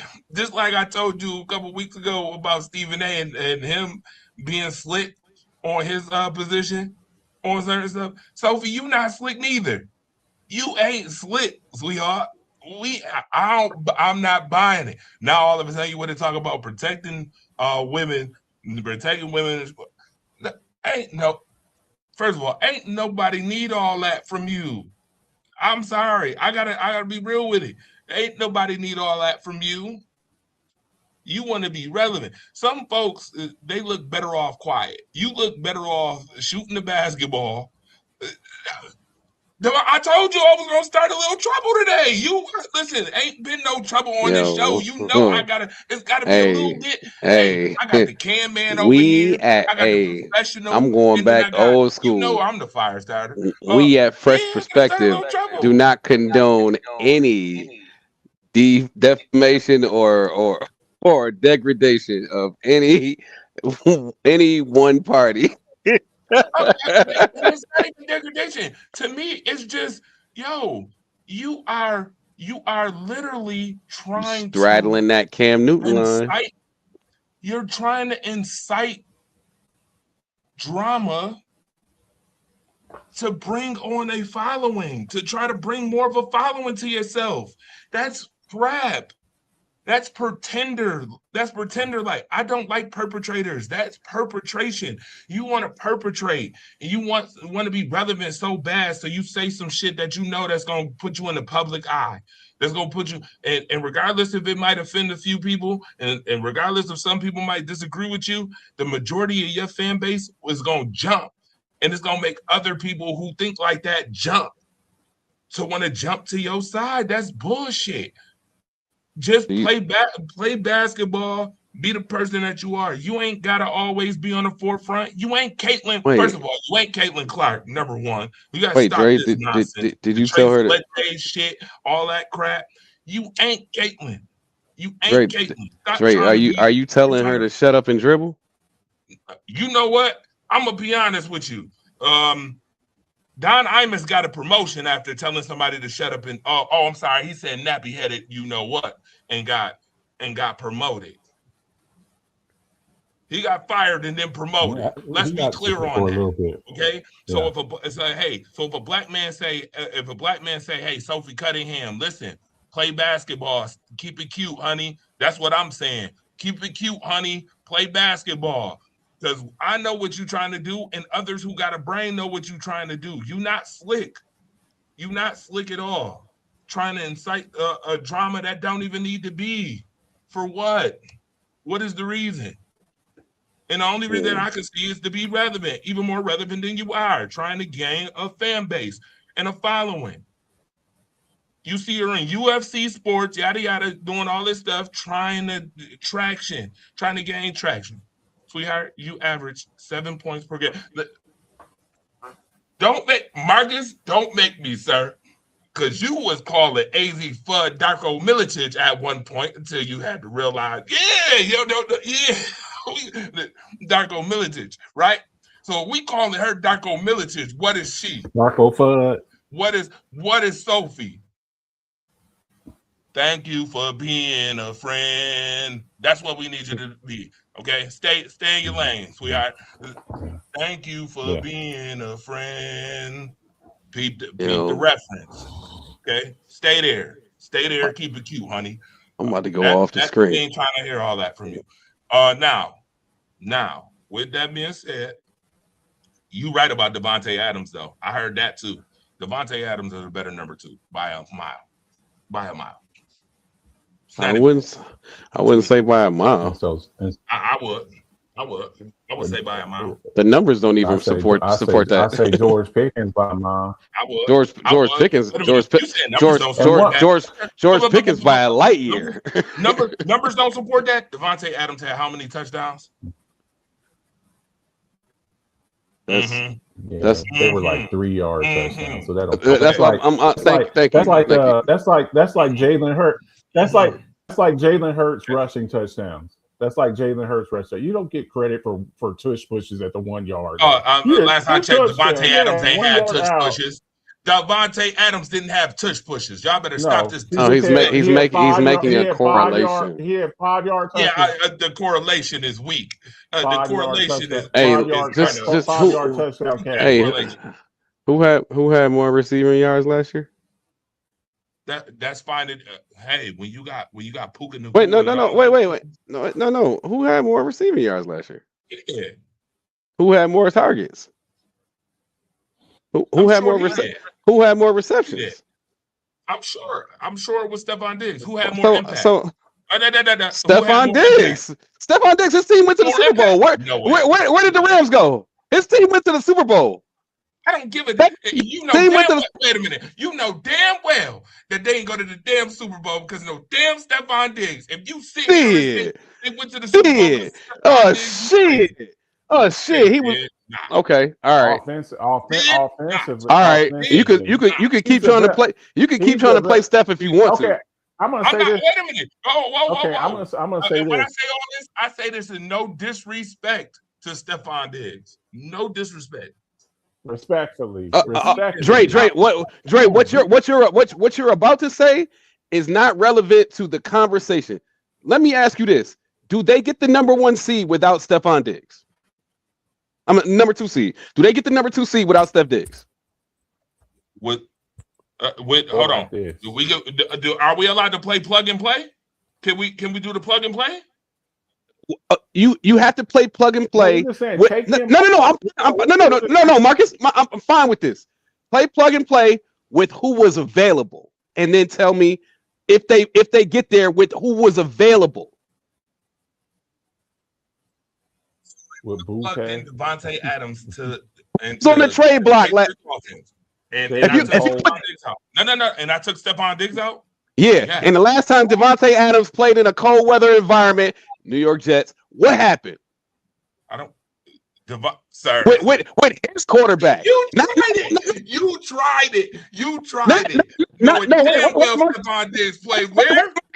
Marcus? Devontae Adams played where? Not with random. Not with random. Not with Derek Carr. He went and played with his quarterback and was ass for 4 weeks. Guess what? Derek Carr ain't Aaron Rodgers either. He ain't Aaron. Here's the chemistry. You shouldn't need a camp. He played in Green Bay. Man, miss me with that. Steph. Here's a stat for here's a stat for you, bro. Here's a stat for you. Here's a stat for you. Devontae Adams them going to Oakland or Vegas, whatever you want to call it, and the Jets and been ass. He didn't have a resurgence until been ass. Last I checked, he was a been ass. Whatever excuses you want to give, been ass. I don't do excuses. Meanwhile, people like DeAndre Hopkins, Steph Diggs, people like that, don't matter who's throwing you the ball. Whenever you get through, mix me with the BS. Like I said, Marcus, I gave Steph. Did I not give Devontae Adams the edge? Marcus, did I not give Devontae Adams the edge? I gave you. I just said it's not by a freaking mile. What you're not gonna do is disrespect my man Steph Diggs because I didn't disrespect him. That by saying it's not a mile, I'm not disrespecting him. That's not disrespect. That is me saying that Devontae Adams is the better number 2. That's me saying that. I said slightly better. Wait a minute. No, Marcus. Don't let him get away with this. You said in Vegas he was ass. Is that what you said? That's what I'm saying. It goes down. Okay. I guess having 1,516 yards and 100 receptions is ass. Ass. Ass you? Ass. Wait. Divide. Ass. I'm sorry, sir. Derek Carr and Jimmy G. But Derek Carr and Jimmy G. Sir. Stop the cat. When he was complaining about Jimmy G. Yo, go back to Hard Knocks. I think okay. Talk about. Let me jump in here. Wait a minute. minute. And then, I wait a minute, Marcus. And then the I next think year, Ass is he had 1,144 yards and 103 catches. Oh my goodness. You said that was with Jimmy G. That was with Jimmy G. he had 14 touchdowns in 20. That was with Jimmy G. And that was with Jimmy G. And that was with Jimmy That was with motherfucking Jimmy G. G. That's What was in 2022? What was it in 2022? And that's where he was at. And that's why he went on, he was on air, and you can see this on YouTube or wherever you go. Right back to And he Hard came Knocks. back to the sideline, and he said, Devontae Adams didn't even hardly play in 2024. What is he talking about? Sir, how many games did Devontae Adams play in 2024? And he says, I gotta. He played in 14 games. No, he played in how many? 14 games. He played in 3 games with Vegas. In the other 11 games, he played with the Jets because he cried his fucking way. Yes. Right. He played right. He played 3 games. 3 games. So how you gonna say his whole tender in Vegas was ass then, sir? With Jimmy G. It makes sense. Make it make sense. Oh, I didn't say it. You just said, man. I did not say his entire tenure. I did not say his entire tenure. I said in Vegas. I said in Vegas he was ass, and with the Jets he was ass. Again, I'm gonna specifically ask again. How? When you have I gave you the fucking criteria. I said when shit got bad, when you got a lackluster quarterback, you start fucking crying, and you cried your way out of there. And you went to your motherfucking quarterback, and it was still ass. The criteria I gave you. The criteria is okay. Well, okay. Hang on. I gotta respond. Hang on. I ain't said nothing. I gotta respond to this. Let's not use the term "cry our way out of a place," because I saw a certain wide receiver in Buffalo who led the league in targets for 4 years. Be hypocritical. Stop the cap. His way out of Buffalo, bro. Well, let's not use that. I think we need to be very careful how we use the term "cry our way out of." And you're using it. And hang on, Andrew. Andrew used your brother. Andrew used your brother to go on social media and say, "Get Big Bro out of flow." I don't think he just said that. I don't think he just said. Hang on, Dre. I don't think he said that. I don't think Trayvon, his brother, just said that out of the blue. Get Bro up out of Buffalo. He said in Vegas he led the league in targets for 3 years. Yeah. So let's not. I think using the term "cry your way out of a place," and then say, the only reason that Josh was so good was because he was throwing to me. I think that was a symbiotic type relationship where both of you all benefited from each other. But to go on a social media platform and say and imply and make an innuendo that the only reason that Josh Allen became the type of quarterback that he became was because of you, and they crying our way out of a place. I don't think that that's the correct. I don't think we need to use that terminology with the way things played out with stepkids in Buffalo. I don't think we want to use that word. I don't think we want to use that word. I'm going to use the motherfucking word because, like I said, we're gonna go to 2021, 2022. 2021. Address the digs. I'm to address it in the context of which it's given. Okay. What I said was Devontae Adams had his first.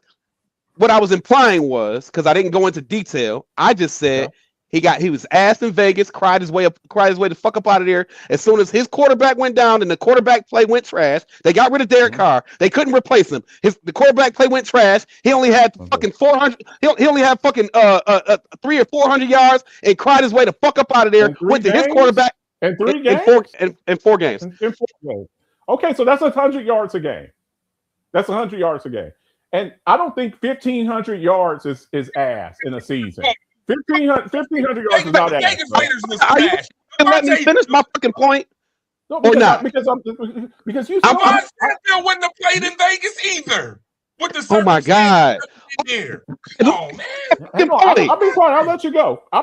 I'm just all I'm saying is Go ahead, 1,500 Devon. yards is not ass. So since we're gonna talk about it, I'm gonna go to the real statistics. Devontae Adams had 209 yards, 1 touchdown in 3 games before he cried his way the fuck up out of Vegas. Went to the Jets, only played 11 more games, only had 800 yards. Okay.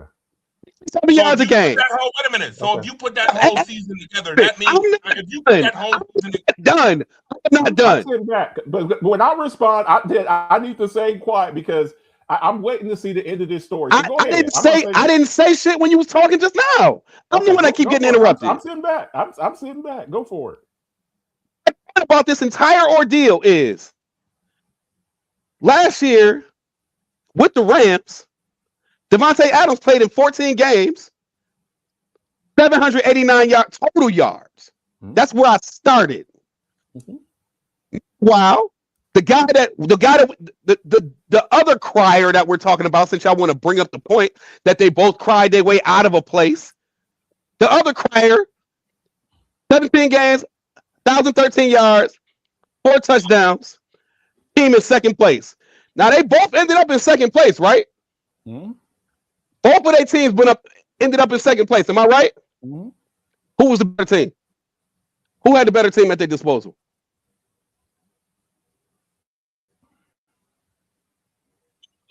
I'm going to be honest, and you may not like it. Simply, You it may was not like Buffalo. this answer. I think that are we talking about last year? Or are we talking about their last stop? What are you asking me here? Last year as a whole, who was the better team as a whole? The Rams. Okay. I just think that the Rams. I think that- That's the answer I was looking for. Now, Okay. last year as a whole, whose defense was better? Patriots, right? By far, right? I think New England's defense was better than the Rams' defense. That's why I said the Patriots defense was better, right? The Patriots defense better than the Rams. And where do you get a good reflection of when of whose defense is better? In the playoffs, right? Yes. So is it fair to say, given how lackluster Drake May's performance was throughout the entire playoffs, outside of the first round, is it fair to say that without Stephon Diggs, they wouldn't have been in second place? But let me also, yes, I agree with you. But Now, let me, hold on. Let me respond. No, because I also want to give credit where it's due, because Dre did point out a good point. If you plug Devontae Adams in there, Okay. the drop off, it probably isn't no drop off. They might be better, but again, I don't particularly care for Devontae Adams' performance in cold weather. What I was trying to get to is the stats point to this. He's not great in cold weather. Look at the stats. I just put it up. He's not great. Okay. Meanwhile, Stephon Diggs has been operating in a cold weather environment his entire career. Outside of Houston, the one. Yes, he has. In Minneapolis, even though he was in the dome, cold weather. In Buffalo, Buffalo, cold weather. Okay, but you're not playing. The You're not Patriots, playing outside though. The dome is not outside. You're not, bro. He spent 4 years. He spent 5 years in Minnesota, 5 years in Buffalo. They the same place, and he showed up in both places. Then he went to Houston. Didn't have the greatest year, but he got hurt. Then he came back to the Patriots, lit it up for 1,000 a year. Matter of fact, look throughout Steph's career. The only time since 2018, he has not had anything less than 1,000-yard season, barring injury. And one could argue the same thing about Devontae Adams. The difference between you brought up this, the difference between Devontae Adams and Steph Diggs, Devontae Adams is a lot better in the red zone. Right, Dre? Not just that, but also the role that he's playing Right. in. Hold on. Wait a minute. On New England. I just want to make sure that when I'm making my points, I want to give credit to where credit is due too. Yeah. That's all I'm saying. On New England, Stephon Diggs was the best receiver on New England. He was their de facto number one receiver. Diggs would not be the number one receiver on the Rams with Puka Nacua. So that also you have to also factor that in with target share. You got to take target share into the Marcus Houston showed you that, like, but go ahead. You're not getting as many targets as Nico Collins in Houston, bro, and Tank Dell before he. That's got what I'm hurt. saying. You got two receivers, really three if you include Dalton Schultz. You got three receivers in Houston, and Mixon. Marcus. So Marcus, watch this. And then you look at Devontae Adams in the same, which alludes to this point. When you look at Devontae Adams, 789 yards. It's the lowest output of his career since his second year in the league. Okay. It points to the same exact thing that you just. It points to the exact same point that you made. Okay, so Marcus, let me argue it from a different angle. Let me rock Big Show, my guy, Devon Stanfield, give it to him from a different angle. You mentioned defense, right? Yeah. Actually, primarily when you have defense, that means you get the ball back more, right? That means you have more opportunities to score and drive the football, right? When you have a defense who can get off the field, right? So when he was with the Rams, right? The Rams was in the middle of the pack. I remember many a games where the Rams played shootout football for half of the season last year, which means Matthew Stafford had to maximize his opportunities when he was on the field, right? So if you gave him that defense and you gave him more opportunities on the field, would Devontae Adams' numbers be better or lower, sir? Don't answer that, because they would be better because he would have more opportunities at catching the football. That's number one. Let's start there. So when we talk about numbers in 1,000-yard season, sir, just remember that Steph Diggs was on defenses that was better than Devontae Adams for the last 4 years too, sir. Because if he played with the Jets defense was boo-boo shit, and the Bills defense was way better. Let's be clear. If he played in Vegas and Vegas's defense was boo-boo shit, the Bills defense was a whole lot better. So let's be mindful of that as well. Number two, sir. I want to talk about points and impact, sir. If you play in shootouts or you play in games, shitty ass games, sir, we do have a thing called garbage yards. There's such thing called garbage yards. It means impact after the fact that you already done won games. New England last year was in many games where they had to fight to win, or would you say they pretty much packed up a lot of them games last year until we got to the playoffs and found out that Drake May was a fucking shell of itself, and that defense is the only reason why they went to the damn Super Bowl. If you think Steph Diggs was impactful in any way, shape, or form in the playoffs last year, sir, I will give you beachfront property to sell. I got some beachfront property that I sell you right now. In Beirut, sir. Hell no, sir. And that's why I said, and that is part of the reason why I said Devontae Adams is head and shoulders better, a mile better than Stephon Diggs. It's no disrespect to Stephon Diggs, but we not about to sit here and play like Devontae Adams. That boy, by the way, who played 8 seasons in Green Bay in cold weather. Hello? Can't play in cold weather now. Let's not do that now. Because I remember the game against Philly, sir. I also remember Devontae Adams showing up big time in games as such. Devontae Adams has 22 touchdowns in the last 2 seasons. You're telling me all those touchdowns it was in warm weather? He was on AstroTurf, huh? That's what you want to tell me? He was in AstroTurf. A lot of them were like 5 yard. A lot of them were 5 yard receptions. but we ain't about to sit here and play that. I'm not going for that. And I give you props. Stephon Diggs is good. He was the number one in New England. He was. That should tell you because he wouldn't have been with the Rams. I'm just but saying, real quick, guys, before we get up, I'm sorry. Real quick though, before we get up out of here, real quick because we've been on the air for 2 hours. Got to get up out of here and move around. I've been going all day. Bijan Robinson gets his extension was well. We've been expecting this. I talked about it a little bit on Coffee Talk yesterday. 3 years, $75 million, $25 million per, $51 million guaranteed. Jahmyr Gibbs waiting in the wings. Has already told the Lions he will not practice. Gibbs was Bijan wasn't practicing either. Waiting for a payday. Bijan Robinson, best back in league, and is this deserving? Is this deserving? Thoughts real quick before we get out of here. D, what you got? I'm not done.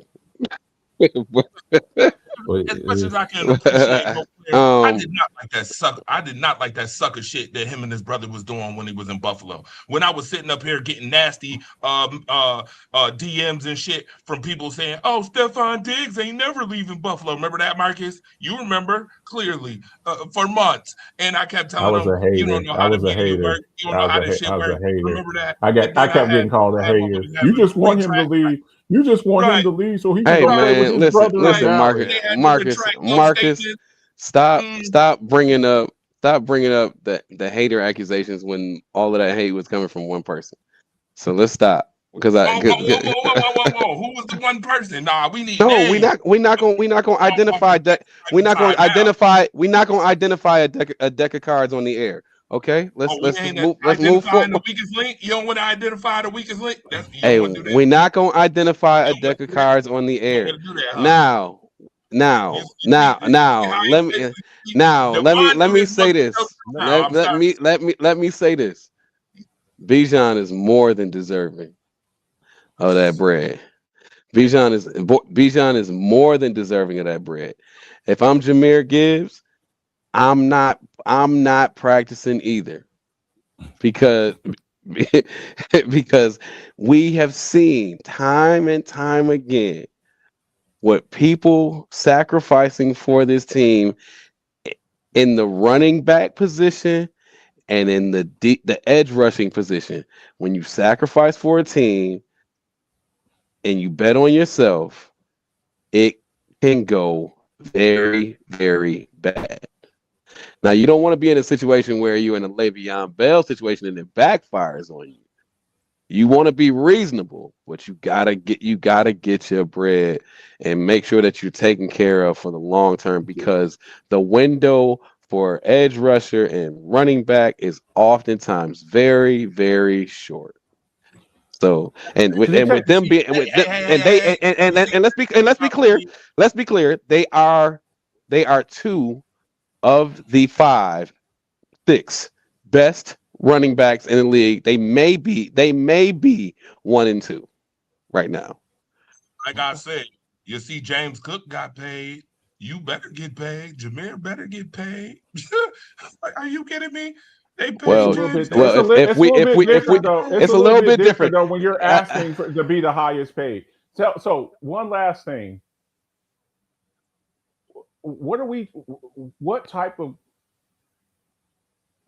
money should Gibbs be expected? Should he get the 25? Or you don't think Jahmyr Gibbs should be the highest paid running back? This is just my personal opinion, and this is my preference. I like Bijan just a little bit better, and for one reason only. And here's the reason why. As a running back aficionado, we've seen Gibbs carry the load by himself. Have we ever seen Gibbs without David Montgomery? You mean we've seen Bijan carry it by himself? But That's you what I know, said. guess Yeah, what? yeah. Oh, I got a lovely you said segue to that. Gibbs I got twice. a rebuttal to Yeah. that. Okay. I got a lovely rebuttal to that. Hold on Okay. now. Wait a Okay. minute. Hold up. Wait a Okay. minute. Let me put Okay. some Marcus in it. Okay. What division does Bijan play in? Uh-oh. It starts with 7 letters. 7 letters. Starts with a C, ends with E. What kind of division does he play in, Marcus? Go ahead and say it for the whole world to hear it. Cupcake. Yeah, but I see Bijan run through every. Cupcake. You know who else played in the? I Hang on. don't Hang on. care. Hang on. Let me No, respond. Let me respond. Let me respond. no, let me finish. What The division fact- did Derrick Henry? What division did Derrick Henry play in most of his career? And what were our thoughts? What were our thoughts? What were our thoughts on the AFC South? What's our thoughts on And the I'm AFC glad you South? said that. I'm glad that you mentioned that. Okay, Thank you just checking. for Okay. alluding and shining a light on cupcake divisions. Okay. Yeah, Okay. Yo, cupcake ass division. why And guess is what? Dre playing the Jameer- role of Jameer- politician? He Yes, call out. yes, yeah. You People, call out yeah, people for I'm definitely- avoiding I'm definitely- answering the question all the yeah. time. Stop playing politician and answer the question. Absolutely. I do. And I'm going to answer the question. We thought he was damn good in Tennessee. He was running through folks in Tennessee. We thought he was damn good. But that does not excuse the fact that Derrick Henry, for the majority of his career, played in a cupcake division. Okay. And So wait a minute. Jameer Gibbs plays in a division where any 4 teams in that division can I go understand to the that, playoff. but it's a little bit different when you're splitting touches with David Montgomery. That's the point that I'm trying to make. And I understand that. I understand We've never seen Gibbs. Yes, that's a little bit different when you're not taking a pounding and the wear and tear. And it's a lot different when you playing real competition too. He's still not going. He's still not going to be carrying the load. He's still not going to be carrying the load by himself because they got. About to sit here and act like Jameer Gibbs don't catch passes out the backfield. Yo, he's still not going to be carrying the load by himself because they went out and got Isaiah Pacheco, so he's still not going to be. He's still not going to be carrying. Isaiah Pacheco. His situation is not going to be like. It doesn't matter. It doesn't matter. He was a franchise running back for Kansas City for some years. Like Atlanta got rid of Algier, so it's Bijan and nothing else. That blew my mind, man. That blew my mind. So Bijan deserves every penny. What we about to see with Jameer Gibbs is like the leverage that Bijan has to get his money. I don't think Jameer has because of the acquisition of Isaiah Pacheco.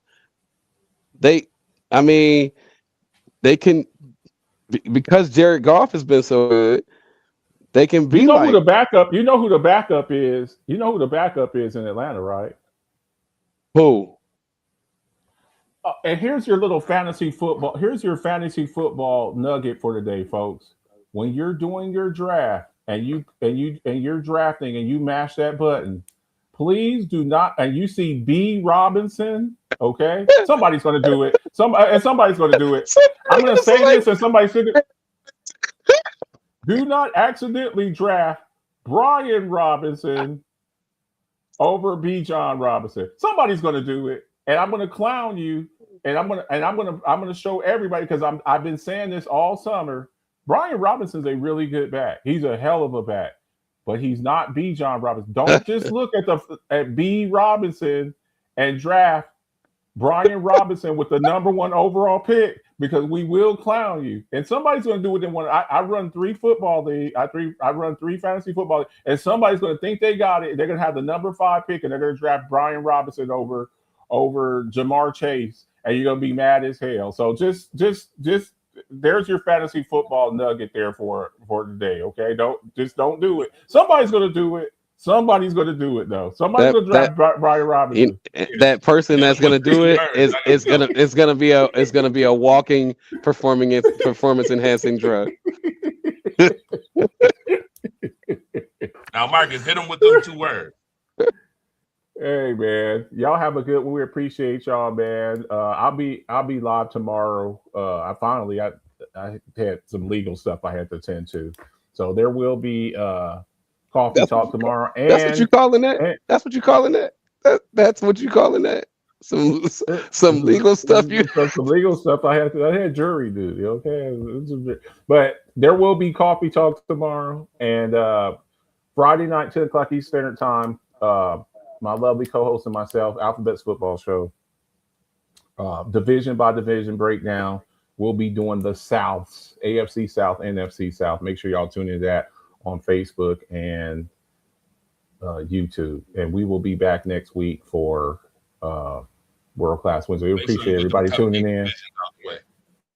For sure. Yeah, that's really why I'm doing it, because don't nobody care. Y'all have a great one. Appreciate everybody comes through, shows love over here to myself and D Stanfield, the professional, and the fire star. Okay, we'll be back next week. See ya.